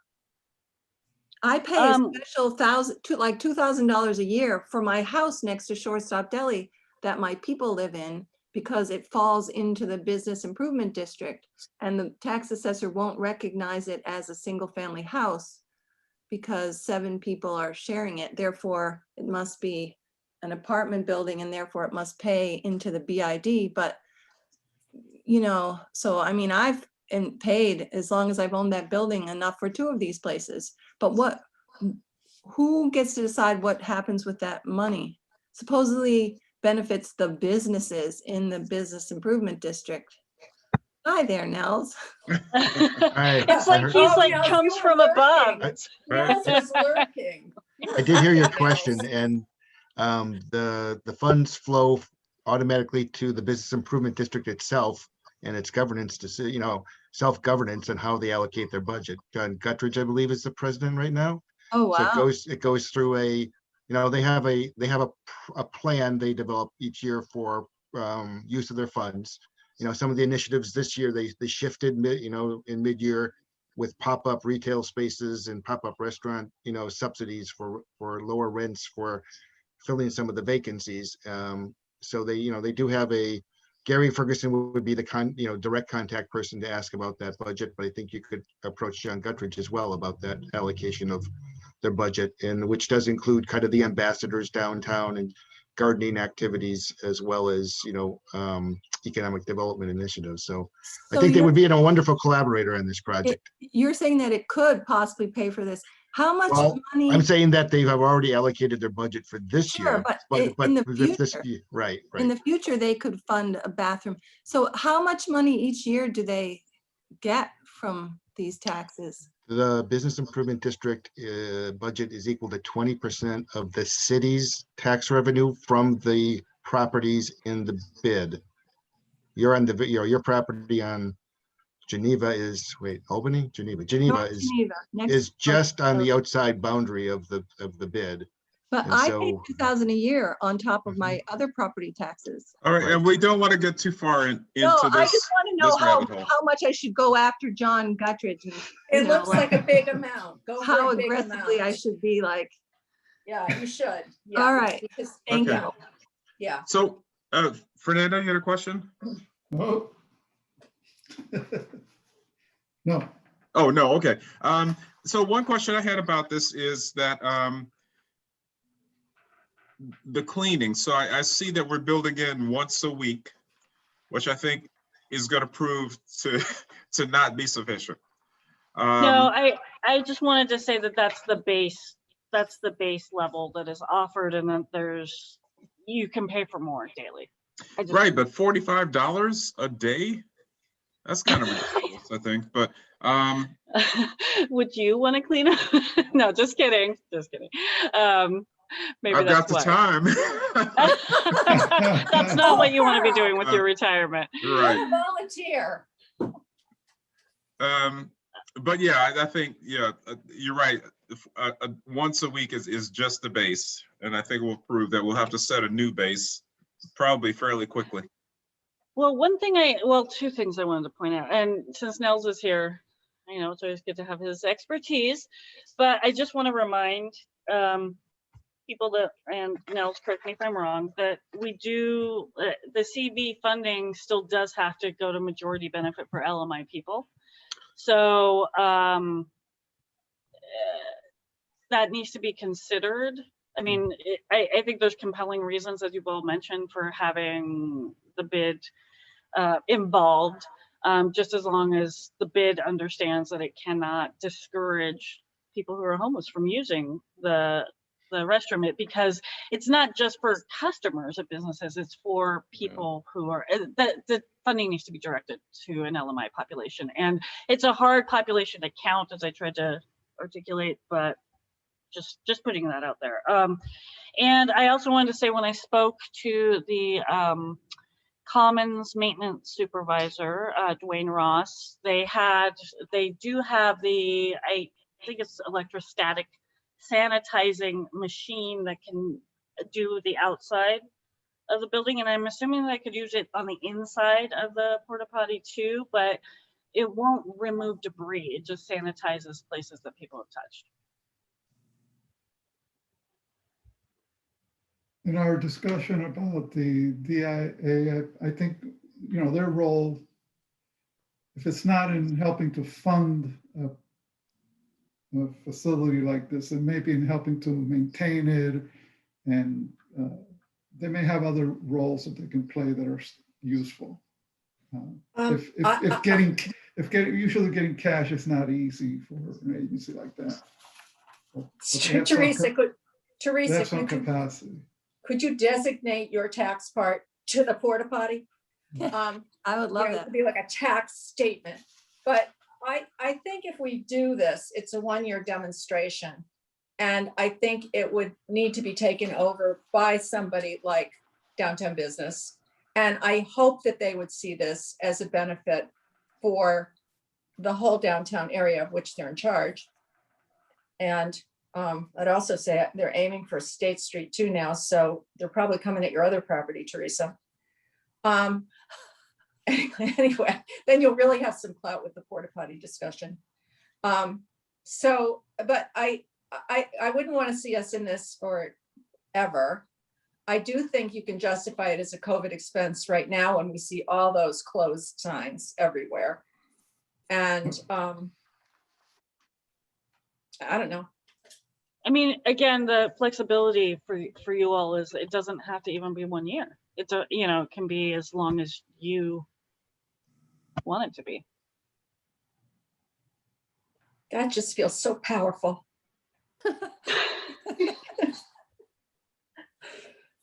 I think it would be great if we could get DIA's involvement, perhaps even to commit to funding cleaning more often than the once a week, or in addition to our funding it once a week. Because I think that's going to be a key to the success of this. Yes. You know, because if it's just, we know that it's not going to be just folks who are homeless and, you know, are not a customer of a restaurant and so therefore can't use the restroom.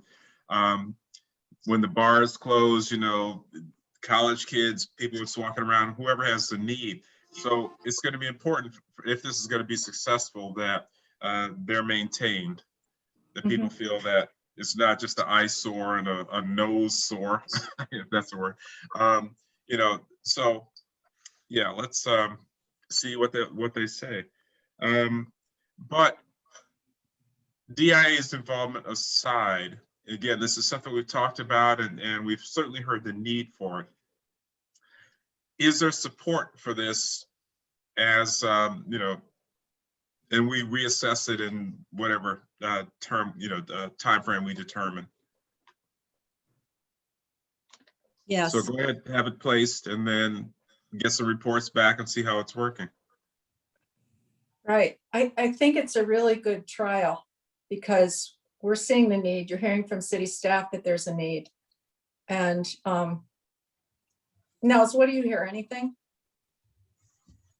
Yeah, no, we're hearing that's a serious need regarding the 100 West State Street block. It's the open parking lot area that's the major concern currently. Okay. But Yeah. you know, it could easily move somewhere else. We know the area between the library and Cuga Green, you know, right near the bus area has been an issue as well. And you know, it's just are very few opportunities for the general public to access restrooms, and I think it is a pretty significant need right now. Of course, I can see, you know, we put up signs on the comments, restroom, 2 blocks that way, 1 block that way. Yeah, and just so you know, the conference center is starting to discuss this issue as part of their project, as well as a potential amenity they can offer to the community, because that project is still moving forward at this point in time. Oh, that's great. So there's some discussion Teresa there. had a good idea about that. I mean, Right. that, and Teresa found some, sorry, I got excited. Yeah, but everybody who owns a public restroom has got the same concerns about what goes on in that restroom, and there's our liability issues. I mean, there's, you know, a lot of concerns that have to be addressed, but it's bring in Teresa to speak to the group. She's done so much research. There's like, she has so many models to draw on about things that discourage that kind of I don't want to get off topic, but if it's successful, you know, in a pilot project, then that would build the argument for, you know, including that in a conference center or something. Good. Okay. And not just the conference center, other buildings that are getting built with tax abatements.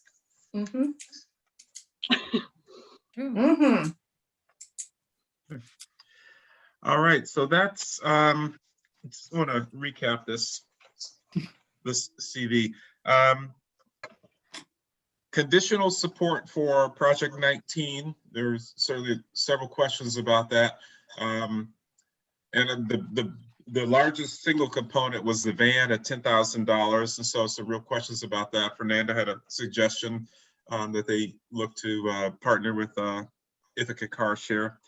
The Advocacy Center, project number 20, seemed to be strong support there. In fact, we increased that ask to $6,000 in case there's any overage, and that any extra would come back to us. Excuse me. Ithaca Farmers Market, project number 21. Again, lots of questions about how that would use, how SNAP works, you know, how, what the true purpose of the project is. So we need some more information there. Project 22, Partners in Health, no support there. Project 23, St. John's Community HVAC upgrade, strong support. And then 24, the Sanitation Station, strong support. Some questions, hopefully we'll get a partner in that, but it seems like we have some support, and that one will be conditional.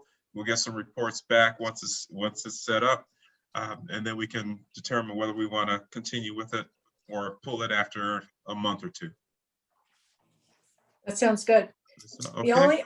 only other question I have, and I don't want to like belabor this, but can we also just keep the idea of 211, some funding for 211 if we get totally pinched in the other?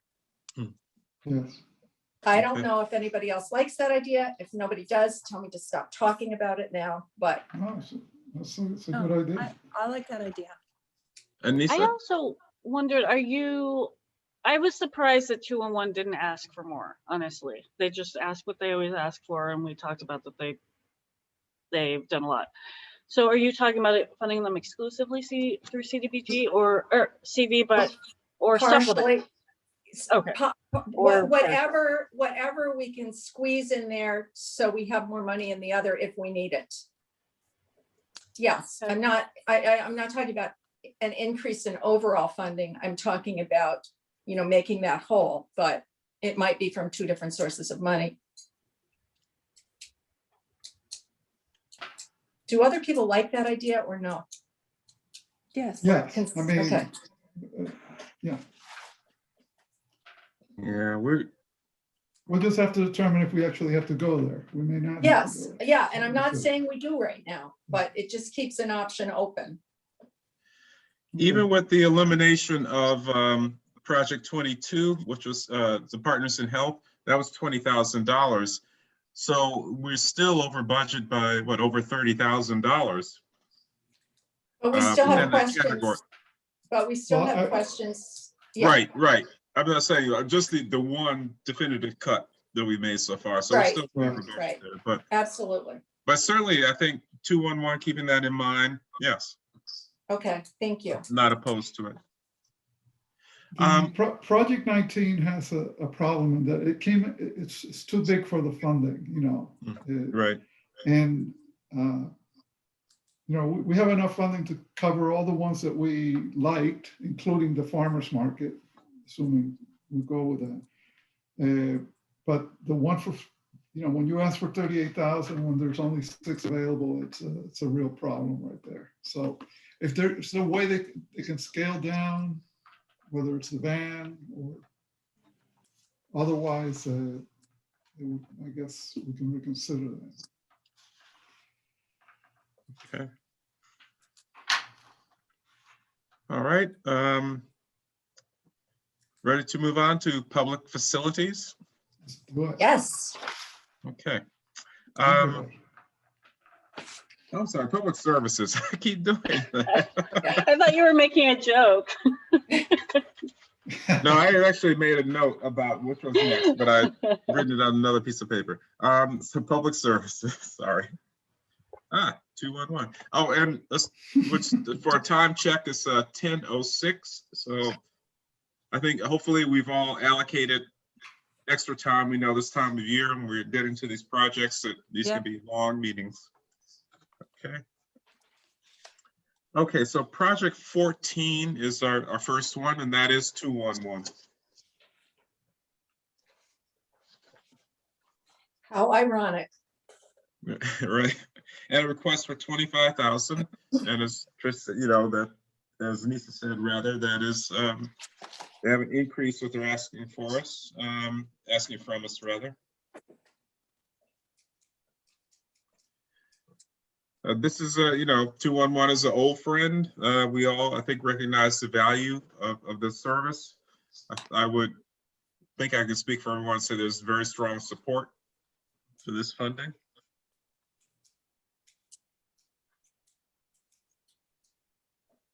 Any Yeah, need for further and- discussion? No, no. No. I would I'll just. just say they had to ramp up for COVID, and I know they've hired more people, and so, yeah, I feel we need to support this. Right, and they say specifically here, the number of calls are up 30% compared to the prior year because of COVID.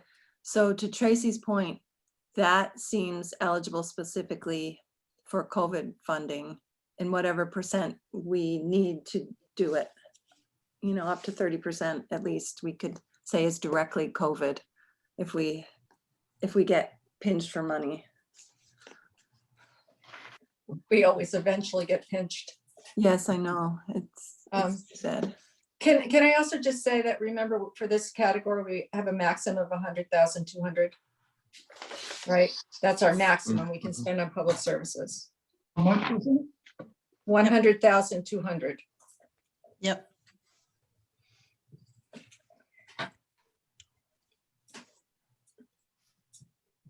So 25 is gone.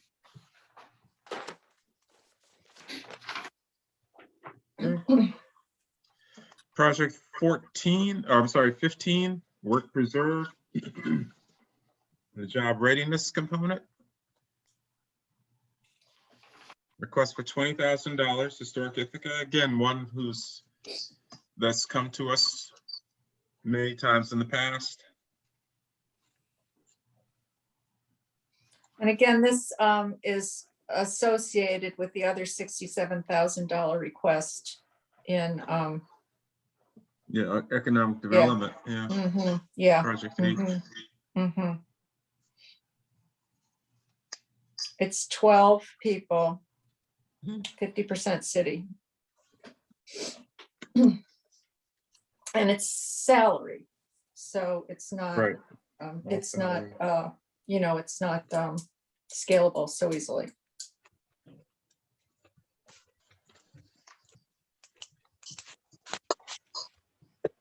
Any questions, other discussion? This project, like several of the others we'll be discussing, perhaps not today, but as we go through all the projects, I know each year we talk about the agency, you know, being a funder and encouraging them, you know, these projects to find other funding. But clearly, I won't say clearly, but they keep coming back to us. And so perhaps that finding that other funding is not a realistic expectation for us. One thing I'll say is that if you look at the budget piece, I think that, and ED talked about this a little bit, the executive director has been very active in soliciting other funds. You can see that there's a lot of match there. I wonder if that's how they've been able to, they have not increased their ask over the years. So they're, it's kind of 6 of one, half dozen of the other. I think on the one hand, they seem very active in finding other funding sources. They don't ask for more, but they don't ask for less.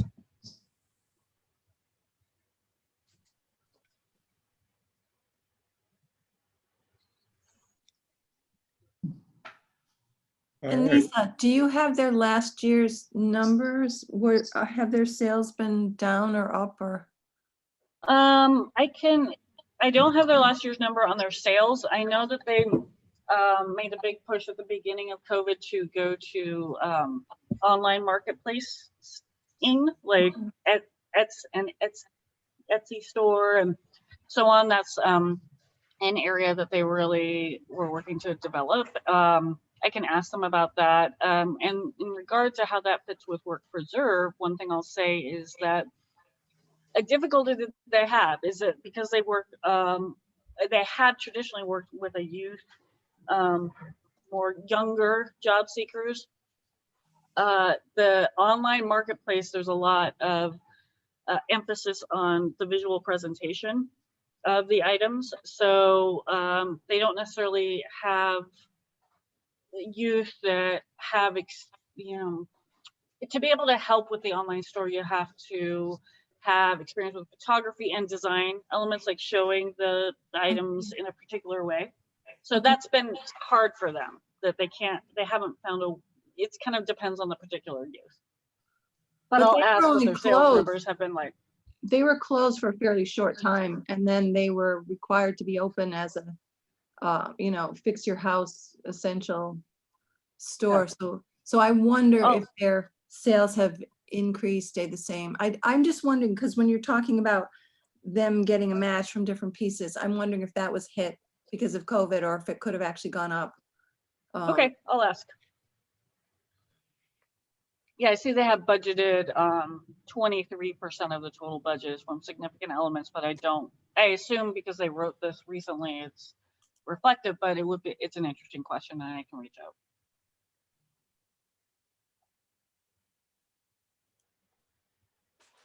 Any other comments, concerns regarding this project? So I think we've got a yes on this one. For now. Okay. Excuse me. Project 16, another one of our friends, Catholic Charities Immigrant Services Program. And again, they've been pretty consistent too in recent years with the asking for the same amount. So this year's 30,000 as it was in last year, and I think the year before that too. Serving 100 people.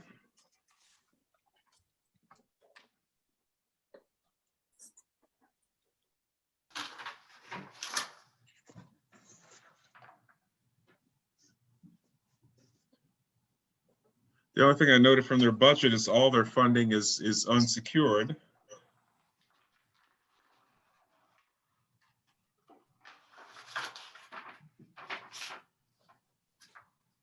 Any questions? So support for that one. We did give them COVID funding before, right? Didn't we? We gave them Yeah, extra COVID funding, yeah. They got about 10,000 to do outreach. Okay, yeah.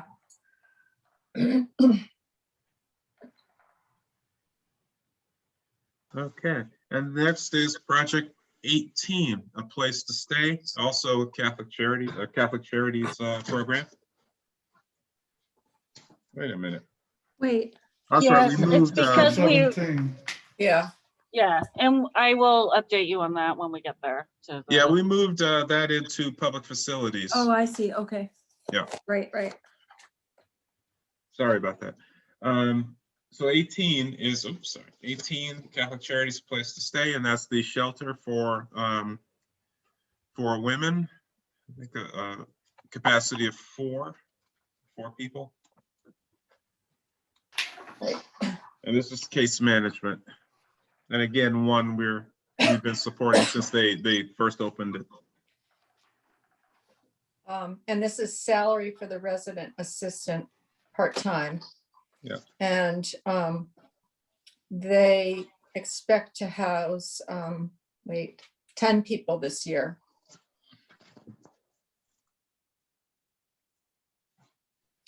I thought it was impressive when they said 75% of the 39 people in 41 stays who have been there have remained housed after they moved out. They do have some unsecured also, which is 45,000, which is kind of a lot for them because it's a small budget. Yeah.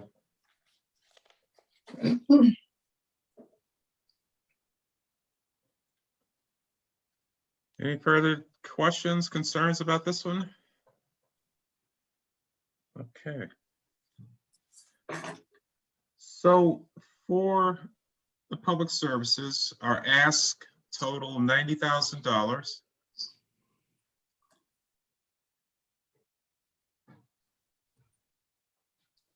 If I'm reading this correctly, what's available is 102, 114. That's the 15%. And that's on the updated. I thought it was more than that. I thought it was 100,200, but Yeah, Oh, on the- no? Huh. That's what it says at the top of, I thought I saw it at the top of the things. Wait a second. I'll look in my book. So we said at the beginning of the discussions, $100,200 Yeah, that's what I think. of a maximum. Yeah, 15%. Yep. All right, the Yeah. note I see in the updated grid that Nels dropped off, the one That updated only you 311. have. Yeah, it says, oh, and Nels said it's on your porch, Tracy. Oh, I know. That's good. It says public services funding cap equals 15% of 2021 CDBG award, $102,114.15. Oh, Okay, maybe so that you're- took out the it's a little more. administrative. 102 and what? Yes. Sorry. Okay, 102,114.15. not to be precise or anything. So that just took out the administrative money. So, okay, so that's what we've got. But we don't, we can use that for other things. We don't have to use it for public services. One wrinkle Yeah. I want to bring up, and Nels Okay. can weigh in on this too, since he's lurking. Okay, so we have recategorized the shelter's $100,000 ask into the public facilities category. However, there's a few things there. The research that we've done has shown that they're talking about a lease to own situation, which they would do over 3 years.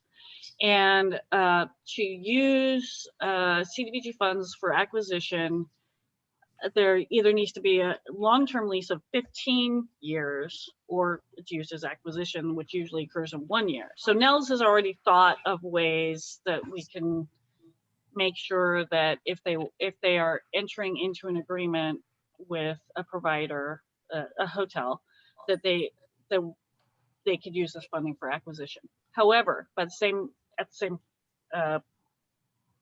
time, you may have noticed in their application that they're talking about using DSS funding would be paying for part of this. And there can be services provided, public services provided as well. They happen to put in one application, a giant application in the public services category. They could have done two for some public service money and then some for this long-term lease or the acquisition. So I'm just pointing that out, that if you would like to give them some operating funds, you can do that. And I don't know if Nels sounds like he hasn't appeared, so maybe he's not near his computer. He's not right now, lurking but- so closely. Oh, he there is. we go. I He am is. lurking. I'm trying to multitask. I'm sorry, but yeah, and this is one that's a hybrid. It could be eligible under public services, but $100,000 ask is not going to be very, very competitive, I suggest. And it's really talking about ultimate acquisition. The trick is it has to truly be an acquisition to qualify as public facilities.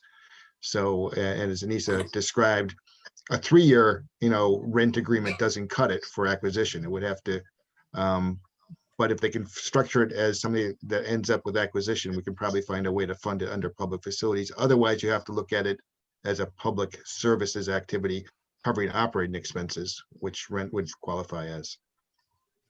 And that would be a little bit more than we want to spend in our public services, probably. Yeah. Ooh. Right. But I guess what I'm saying is you could, Yeah, I mean, yeah. they didn't do two separate applications, but you could. Correct. If we're going to talk about them for a second now, and I don't know if we are, I would just say that this was a very, very like little tiny application for a big amount of money. There were so many details that I really would have liked to know. Yeah. Just saying. Yeah. Okay, so where are we? Nels, I wondered, do you know, since you had a conversation recently with DSS, when the application speaks of PSH, to me that normally means permanent supportive housing, but it's mentioned in the application one time as publicly supported housing. Do you happen to know anything about what their plans were there? I think they probably meant permanent supportive housing, actually. Okay. Yeah. Do we want to talk about this or not? I won't talk if we're not.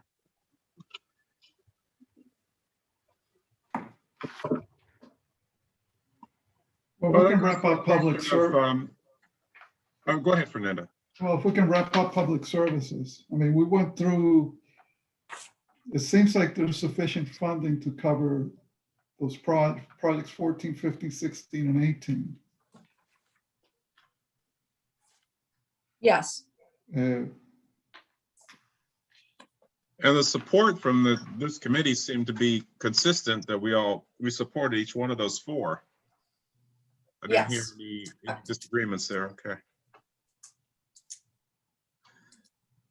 okay, All right. So just- the question then is, do we go on to public facilities now, or do we move to economic development? Though I think, Tracy, am I correct that you wanted to you wanted to hear what the ED committee thought first before we discuss economic development? yeah, but you know what? We can ask Nell, because Nels knows. Still here. Nels, you know, right? Sure. Yep. Okay. Want to ask Okay. Nels? Well, look, before we do that though, do we want to move on to economic development and do public facilities at a different time? Either's okay with Maybe me. next Friday? That makes sense. If we could try to do economic development, that will probably take us, will take us past 10:30 certainly. So we could do that, move on to economic development, and Nels could then weigh in as we discuss each project, or I know you're trying to do other work, Nels, so perhaps you could just run down through what the ED committee thought, projects 7 through 10. Excuse me. Right now, and then we could then have our discussion. Yeah, Sure. that would be Can great. do that. Okay. Yeah, and Anissa attended that meeting as well, so she can also come in where I stray from her understanding of the discussion. Generally speaking, the ED committee didn't make any final recommendations at the meeting. They also did kind of preliminary analysis, want to hear back some answers to questions at the public hearing before they did further. I did start out by saying we've got about $1.2 million in funding requests and about 1.7 million in wait, we have 1.2 million to fund $1.7 million in requests. So if you were to prorate that by category, there would need to be a cut of about $100,000 in the ED category if we're going to bring that down on a equal category by category basis. Overall $500,000 has to be trimmed somewhere. So we did try to have a discussion within that framework of it's nice to fund everything, but it's probably not going to be possible because again, like a lot of these projects, they have very strong positive attributes about them. So where they ended up at the end of the day was that they only really looked like they were going to eliminate only one project of this out of this category that they didn't think was ready for funding, and that was the Ithaca is Books, Buffalo Street Books project. The worry there was that the model of hiring an events coordinator was not necessarily going to lead to financial sustainability for the organization, or at least the case wasn't made that it was a reset of the business in a way that would really continue the job creation that was proposed in the project. There could be some answers at the public hearing that would change that, but they were skeptical about the ability of that funding request to really put them on solid financial footing. And really would like to be open to further discussions with them about, how could the agency pull on a one-time funding basis to help them be successful. They just weren't convinced that this was the right model necessarily, or at least didn't have enough information in the packet to suggest that. So that was their one kind of consensus decision, I think, that they reached on that one, that it wasn't quite ready for funding this year.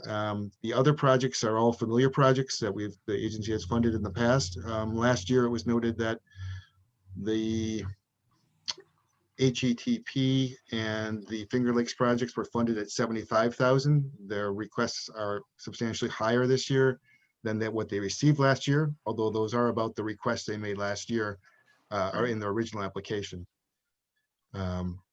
Every one of these programs has had real strong challenges with COVID and trying in the last year to really show performance and outcomes. And I think of all of them, the sense was that the Work Preserve project had some of the biggest challenges when they had to go remote for training or had to have social distancing because they didn't have the infrastructure to do remote activities the same way as some of the others had access to. HETP can use the city, IT system to some degree to go through that. So they took that into consideration. Their general view was that coming out of the COVID, recovery from COVID is the right time to provide as much funding to support these programs as possible. That it's not the right time to make deep cuts in these programs because they're serving people who are trying to get back on their feet from COVID and prior pre-existing conditions. And so they really wanted to find a way to retain the capacity. Having said that, they realize that probably it's going to be difficult to fund them at full funding, and their discussions regarding Finger Lakes reuse were they really like the fact that it's targeting deep stipends for people that especially coming in from re-entry. They think that's a positive, workable model that has shown success and is necessary to really be successful. But by the same token, that's the funding category where there could be scalability because there's a pretty deep stipend per participant. There's 6 re-entry participants in that program. Mhm. And so that's something they're going to keep in mind. But they like the program very much. Work Preserve, they've got continued support for that. They realize it's working with a really difficult, group with a lot of disadvantages. Their kind of first employment, and believe that their model is an appropriate approach to work with that population. And the hospitality and training program question, like prior year, came down to a question in their mind of if it needs scalability, how does that work? And realistically, it means that they currently they have a coordinator and an assistant coordinator. And if you start scaling back any significant amount, it probably means they can't fund the assistant coordinator, which is about $40,000 of funding dedicated to that source. So I think that's kind of where they're at, initially, and thinking through definitely wanting to keep capacity for all 3 of those job training placement programs, but not sure exactly where that fits in competition with the other activities for funding. And they did have individual questions for each one of them as well. But I think overall, that's kind of a summary. Anissa, did you kind of draw different conclusions or anything?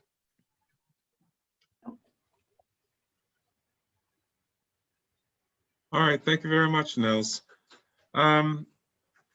I have one question about that. Go ahead, Tracy. You said last year that that we gave $75,000 to HETP and $75,000 to Finger Lakes Reuse, right? Mhm. Right. Did that mean that they didn't have, I can't remember, did that mean that HETP didn't have an assistant coordinator last year? What did that mean? Yeah, What we did had they that do? exact same discussion, and in fact, they currently do have both positions operating, and that's partially a result of the lag in funding. So they're Okay. now just starting to, they're still utilizing 2019 funds and just spending that down. Going to start 2020 funds coming soon. So they're still working on the year when they had a higher funding amount, and they're now Yeah. going to be drawing, so they're really going to hit that point coming up in terms of their programmatic activities.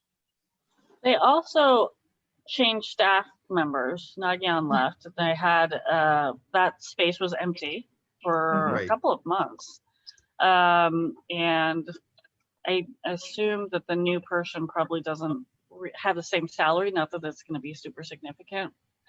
And also HETP did contact me to see if they're aware that they're not normally in this position of being slow in their funds, and they're thinking about doing a summer program, and they asked if that would be okay, and I was like, of course it would be okay, but they don't normally do a summer cohort, and that would be part of how they would use their funds down.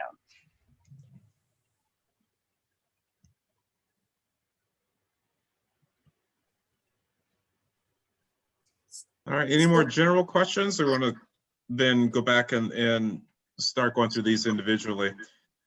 So project number 7, which is reuse. Pretty large ask.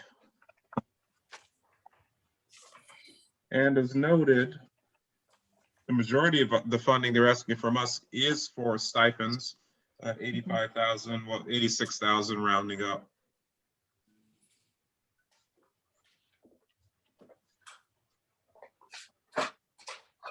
I will say that, so in terms of the stipends, they work, just in terms of reentry, I'm not sure if you're aware, but during COVID, a number of people were released from the state prison system because of the danger for COVID. So there are more people in reentry from the state prison system than normally would be in our community.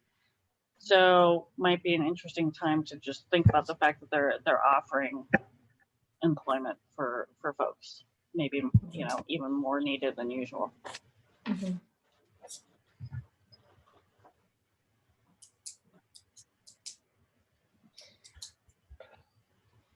As we've done in at least last year, and I'm pretty sure in each of the last few prior years, we have scaled it down because their ask usually is fairly large. So we can certainly keep that in mind. So as Nels mentioned, it was someone mentioned it was $75,000 last year,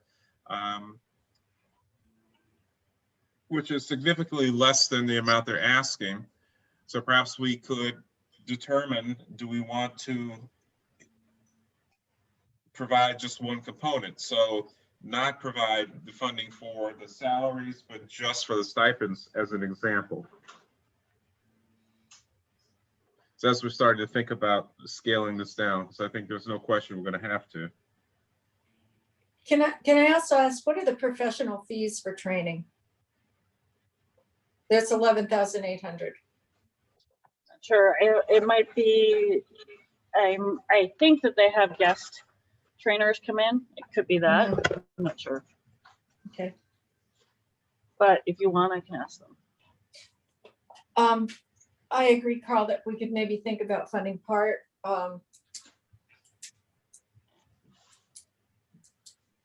Economic development can also come out of other categories, though. I mean, you could choose to spend it more in this, right? It's, yeah, so we could spend less someplace else and more here if we wanted to, right? Yeah. But yeah, I would actually like to hear also when is the ED committee meeting again about this, Nels?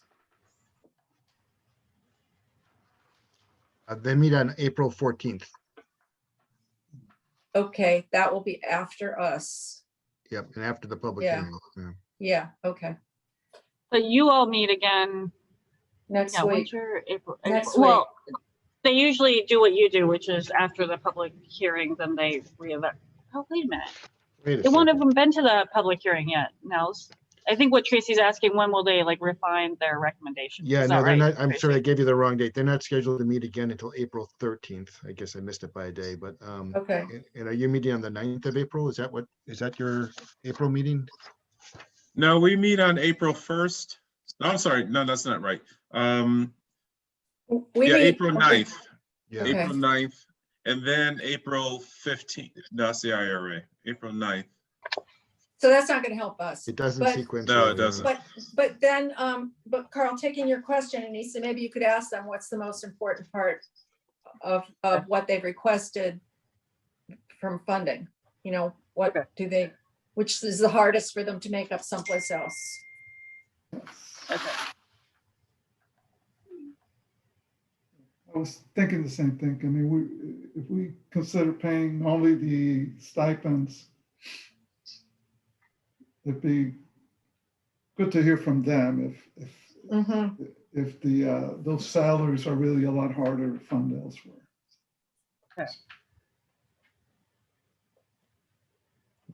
Any further comments, thoughts? Okay. Project number 8, work preserve. Excuse me. The job placements component.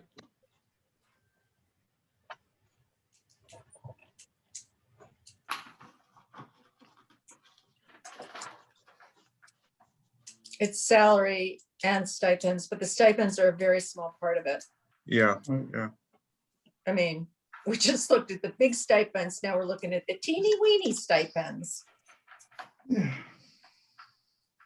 And also, you know, a small number of proposed clients to be served. But as you know, we've heard over the years, this is a really tough population of folks. And one of the reasons we supported this project is because they do work with a really tough population, trying to get them integrated into the workforce.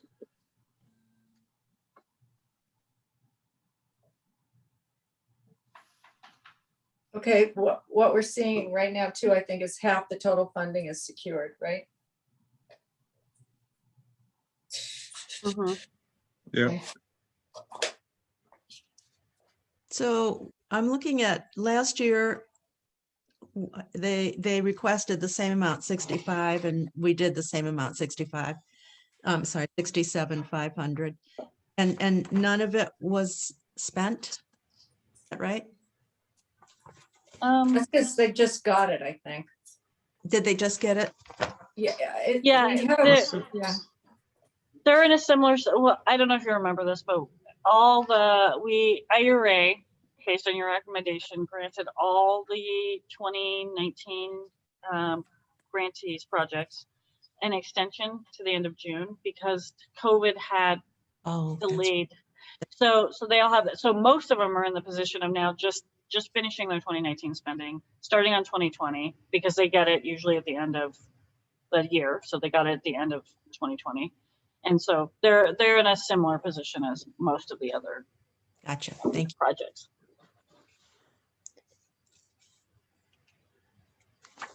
And they haven't increased their ask in a number of years either. They always ask the same amount for this in their public service application. Good. If they don't ask for less, it's really good that they don't ask for more. Yes, it is. Yeah.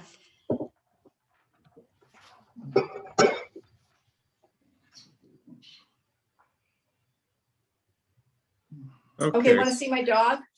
Here he is. Absolutely. Okay, all right then. He's getting down now. He needed some attention, huh? Okay, so last year we did fully fund it. So we just got to, I think, tentatively pencil in full funding. Possibility of reducing that. But in general, we do support this as we always have. Any objections to that statement?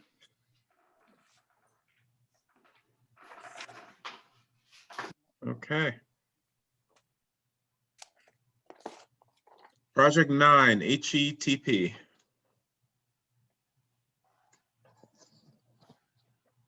So one of the questions I had about this is, I think they note somewhere in their write-up that the hospitality industry, the broader, not just the hotels, but restaurants, et cetera, saw a lot of layoffs. And so my question is the industry projected to come back enough so that the people who were laid off get their jobs, and then graduates from HETP would have a possibility of getting hired? Because I would think that the folks who were laid off from previous employment positions would be first in line. And if, even going out another year, so to the end of 2022, what's the possibility of HETP graduates really being positioned for employment? Is the economy going to come back strong enough? Seems like a Nels question. Well, the ED committee did ask a similar question. It had that concern. We know from working with the hotels on the conference center project what they're projecting for their kind of revenues going forward, and they're projecting, if you use 2019 as the peak in terms of hotel revenue collections from taxes, for example, in the county and the city, 2020 was a bust. It was about 50%. In 2021, they're expecting to be down around 40%, and then 2022 about 30%. So they do expect, the economy to rebound back up. I think hotels are going to be a little reluctant to overhire, too quickly until they see the trend. There was an incredible steep drop off in the leisure industry, as you're all aware. The Fed has some statistics on it that are very, really disturbing to see the reduction in job count in that area, which probably the Fed's probably included, cruise boats too, and those kinds of things. But so they do expect things to bounce back. We have the infrastructure in terms of the downtown hotels, so that's a positive. But I think it is a very legitimate question to ask about. The answer was kind of nuanced. I think ED members read through it that there was services being provided to prior graduates as well. So those might be some of those people who are laid off, who are now struggling to get their jobs back again, because they have expanded their one-on-one kind of technical assistance programs working with, prior graduates. And I think a lot of, there are going to be several people who fall into that category. Do we have information, it might have been in here and I missed it, about how many people who have been through the program have ended up working in hotel or hospitality stuff? Because I think they were talking about people doing other things too. That is They correct. do other things. They definitely started that. Sorry, I didn't mean to interrupt Nels. No, go ahead. Their administrative component, and I think HETP would say that though they focus on hospitality, those skills and dealing with people are transferable to other areas. But they didn't give numbers of how many were placed in each category, and I can ask that if you like. I think that's interesting, because if they're really doing this program and it's more generalized than hospitality, and people are still getting jobs because of it, I think that's important to know. Or I think, aided. I don't mean to misspeak. They definitely specialize in hospitality. They were under Nagyan developing a administrative type like wing that I don't think that they really took flight with, let's say. So, but I will ask that question for you. Okay. And Anissa, I think some of our reporting, we get the quarterly reporting, we'll answer that as well. So let's talk with Charles about that. Okay. And then they are talking about 2 cohorts. Okay. And part of it's salaries and part of it's stipends. I mean, I guess they could be asked that same question about what's the most important piece that you're asking for, just as asking Finger Lakes reuse.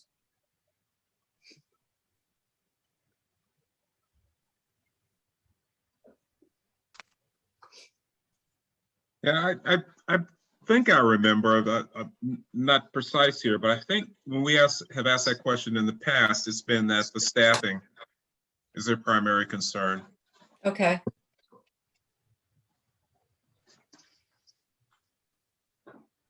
And I forget, do they have all their other money lined up?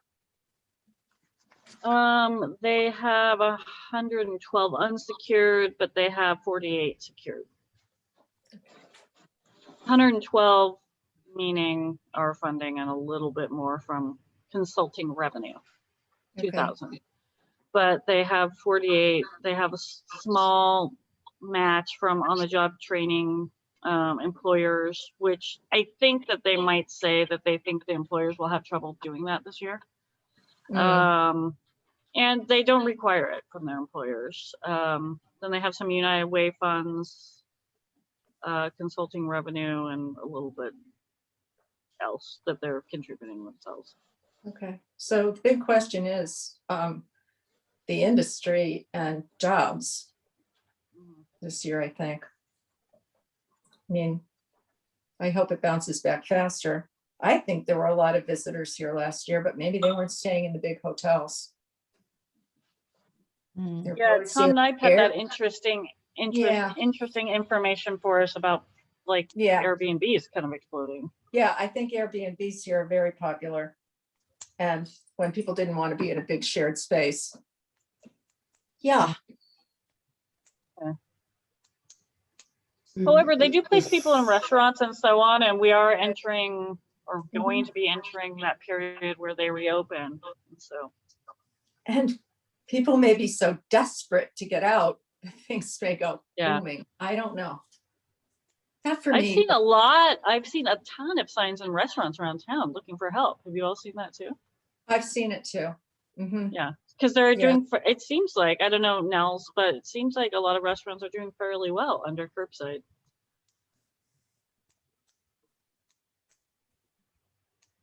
All right, so support for this project, it's one of Mhm. our familiars, but some questions, particularly to GX staff or GX administrators. If the funding is reduced, what would be the impact? Where would they see the cuts? Would it be what the impact of any reductions would be? Okay. Yeah. All right.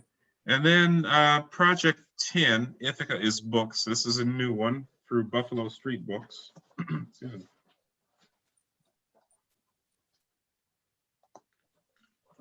I tend to agree with what ED committee said, and Yeah. it just, I don't know how to question how essential this project is, considering, I don't know, the competition. Yeah, right. Uh, That's exactly what I was thinking too. Certainly a worthy project, but given the competition and the other needs, I couldn't support it.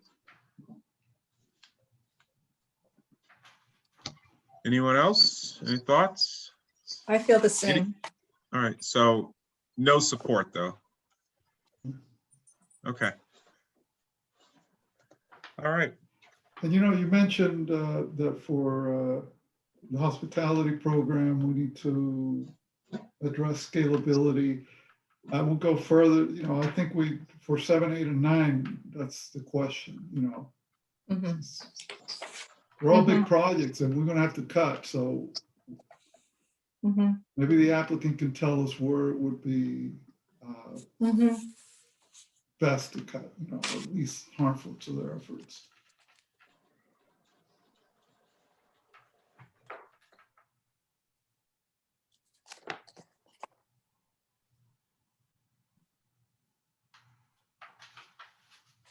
Okay.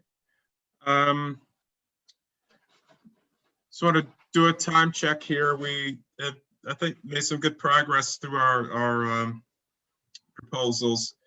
We still have other business to get through, which probably shouldn't take too long, but we have the grant and lease summaries and then the staff report. So it's 10:50 now. Do we feel that we meet again next Friday? I think all that's on the agenda, and correct me if I'm wrong, Anissa, for next Friday would be finishing up the housing and public facilities aspect of this, and then thinking about, it should give us enough time to then think about the funding and what needs to be cut, and where we are just in terms of finding that, was it $500,000 in cuts to make that we're going to have to. Yes. Go ahead, Anissa. And I had 2 questions for you, or 1 comment. I just fell on the work preserve on their placements application number 8. Teresa had asked what their sales were like, and in the first paragraph of the fundraising initiative, which they seem to have taken very seriously, they totally went into detail about this, which a lot of other places don't, just say that they look for other funding. Anyway, they said the significant elements had its best year in its 30-year history. Sales were up 17% from the previous year. So that's 2020. So that speaks to what Teresa was saying, in that, their essential workerness. And it talks about at the bottom, it's some information about their allocations from donations and stuff to this program. Anyway, I did want to ask you for guidance. Do you want me to, you've raised a number of questions. Do you want me to reach out to these groups and try to get those answers for next week? Or would you prefer that they answer them in the public hearing? How would you like me to do that?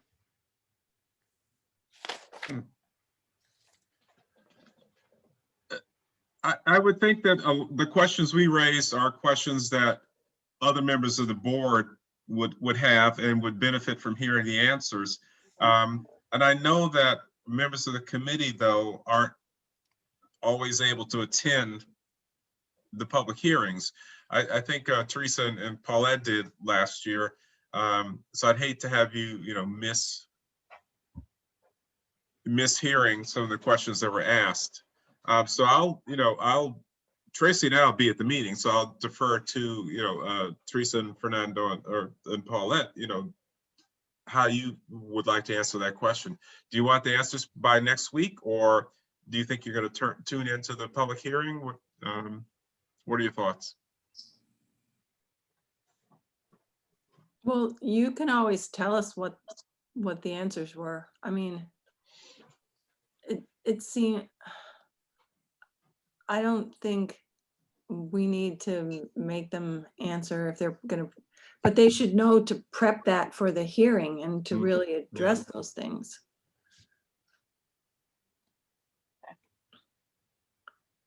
What do you think, Paula? That's how, I think it would be helpful if they know what our concerns are, what our questions are, but not necessarily report back or anything. Yeah. Yeah, we'll hear from you. Any kind of feedback we can get by next week would be helpful in our deliberations. I mean, I don't know that it needs to be an official report, but even if they can relate to you, hey, we'd rather be cut the stipends than the salaries, and then we know that, So what I can do is I think I'll try to reach out and speak to as many of these folks as I can as possible. They might have some preliminary kind of things to say. I could definitely report those next week, and then they might want to give more thought and talk about it in the public hearing. Good. Excellent. Okay. Yeah, and the public hearings are prior to our April 9th meeting. Yes. Okay. And next week, we're going to be talking about a lot of big money items. Mm. So, yeah. We'll have Yeah. more questions. But for now, the three that are 7, 8, 9 are the three that are really, that we discussed today that we have all the questions. Because cuts are going to have to come. Yeah. Okay. Okay. So we'll move on to the grant and loan and lease summaries, and then the staff report. Okay. So the grant summary starts on page 23 of our packet.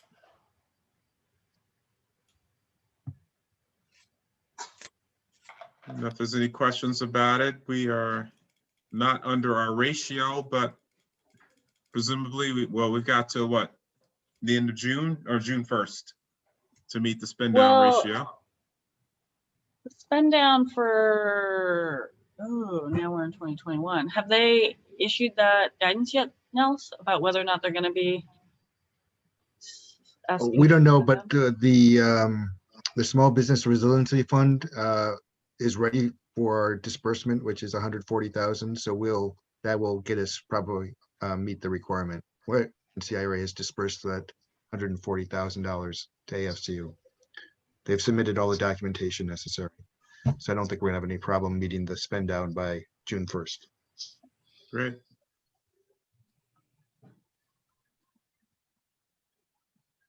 So it is by June 1st, not June 30th?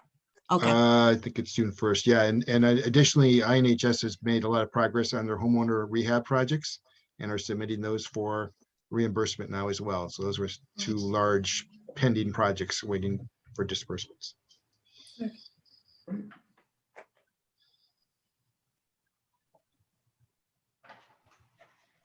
Okay. I think otherwise it looks like everything's moving nicely, huh?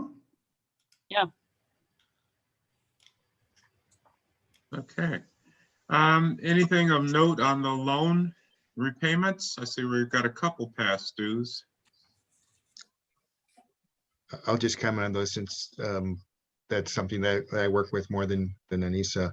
Those are small amounts past due. We're moving from the interest only period that we provided during COVID, initial COVID period, towards principal and interest. And that transition point's a little bit rocky because some of them have automatic payment programs and they fall behind, and our loan servicer cannot apply partial payments. So if you have a partial payment, if it's 99% of the payment due, it doesn't get applied and shows up as past due. And that's the case with both of these. There were some partial payment issues. The State Theater one is current now, and the Canopy Hotel one is being worked out between MIT and the borrower. Okay. Thanks, Nels. And then lease payments. Might as well jump in on that one too, because those are current too, as now they come in a couple of days late after they're due. So our accountant, tracks them as past due, but they're current. One issue with RIBS though at Southside Community Centers, they've received about 5 sidewalk violations for snow removal. So that's adding cost to them that we don't have to pay. We're technically we receive the notices, but the Southside Community Center is responsible for snow removal. And it's a tough parcel at the corner of Buffalo and Meadow because the snow plows on Meadow push the snow back onto the sidewalk. Yeah. But my experience was that the violations also included the Buffalo Street component of that property as well. So they're aware of that, and they were very much looking forward to spring. I think, even though I recommended you be ahead of the game if you hired a service, I think they were trying to do it internally, and that was challenging. Tracy. Just on the subject of snow shoveling, it hasn't also been shoveled at the property that I think is ours at the corner of Plain and Esty, that lot. The neighbors have, it's where the house was taken down. The NYSEG or whatever it was, the coal tar project. Yeah, that's still owned by NYSEG though, yeah. It's owned by them. Yeah, we wanted to acquire it from NYSEG and they okay. wouldn't release it because they're still using it as a darn staging it. ground when they go in and do monitoring again. That's Okay, interesting to know. We should cite them. So, They should be good. I'll call up them. I didn't want to cite us, Any staff report? I will keep it short for you. Attending the ED meeting was very interesting.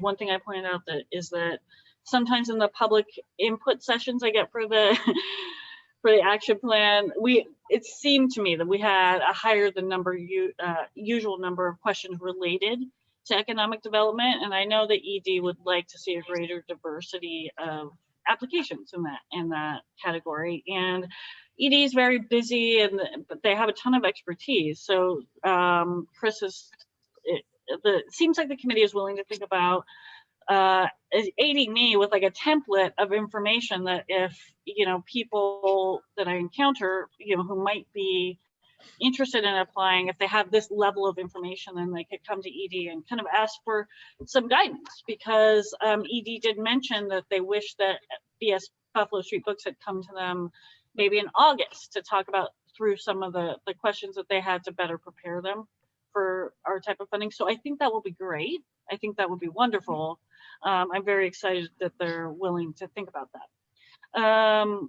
As far as our anti-displacement project, not HUD entitlement, but and the Mayors for Guaranteed Income, we've been working with both enterprise community partners and Mayors for Guaranteed Income.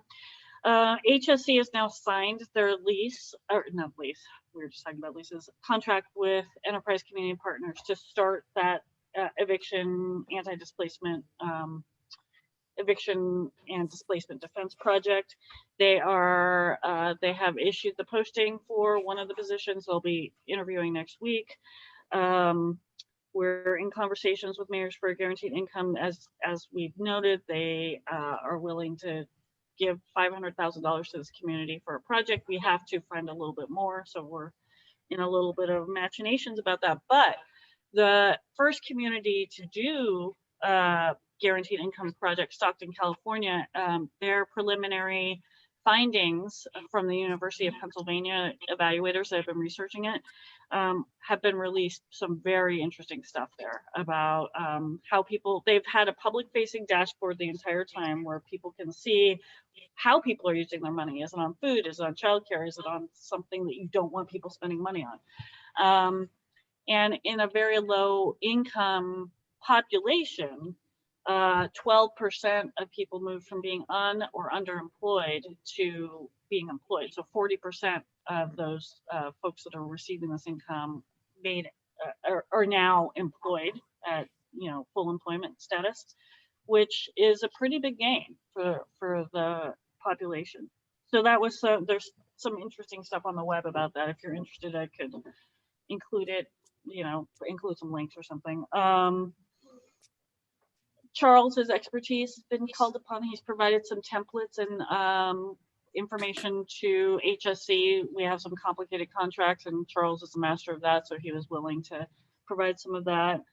I will say the Anti-Eviction and Defense Advisory Board was able to nab a newly retired person in the community who can join the board with his expertise. Carl has agreed to join that board, and it's a great advisory board. They're really, there's a lot of expertise there, so I feel really good about that, and feel really good about getting this big win with our new advisory board member.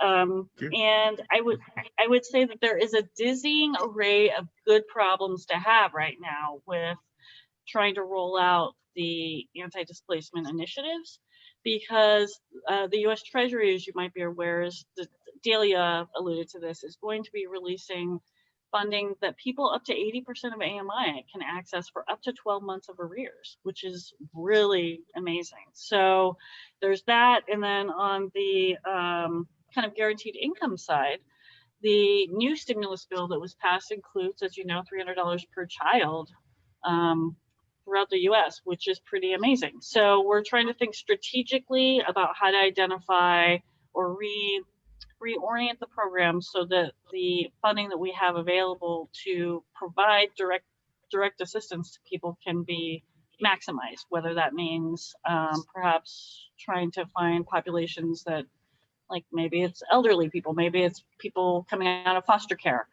to get money directed at them that they might need most during this time. So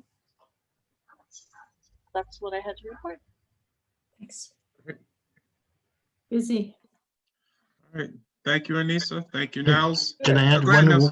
one piece of new information that I don't even know if Anissa has digested yet, but the American Rescue Plan that was recently adopted, the 1.9 trillion stimulus bill, includes funding for home program. So there's normally each budget year there's about $1 billion.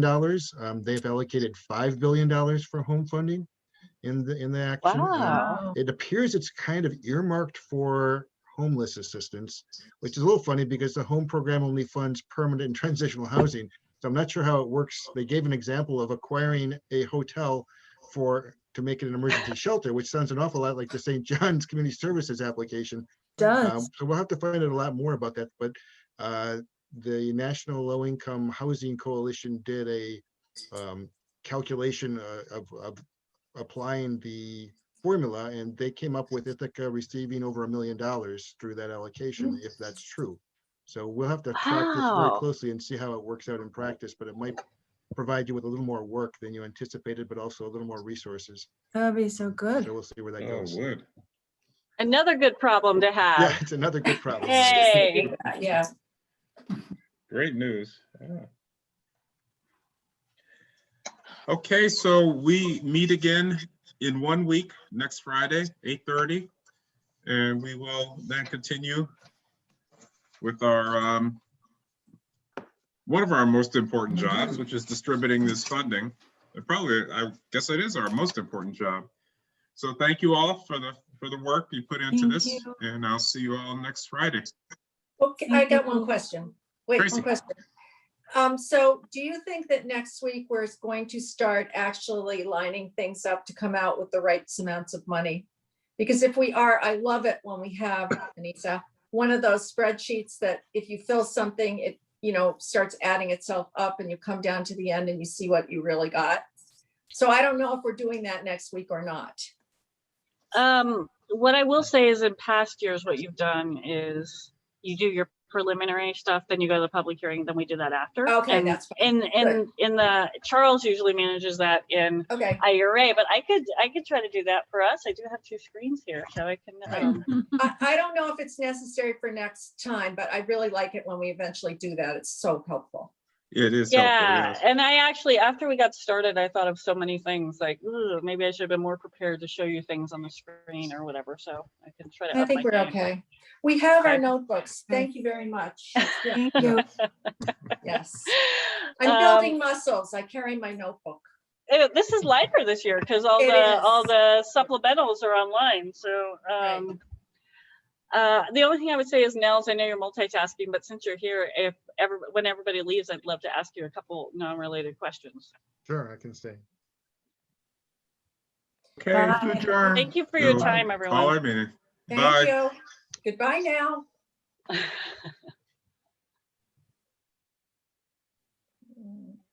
Okay. meeting. Yeah.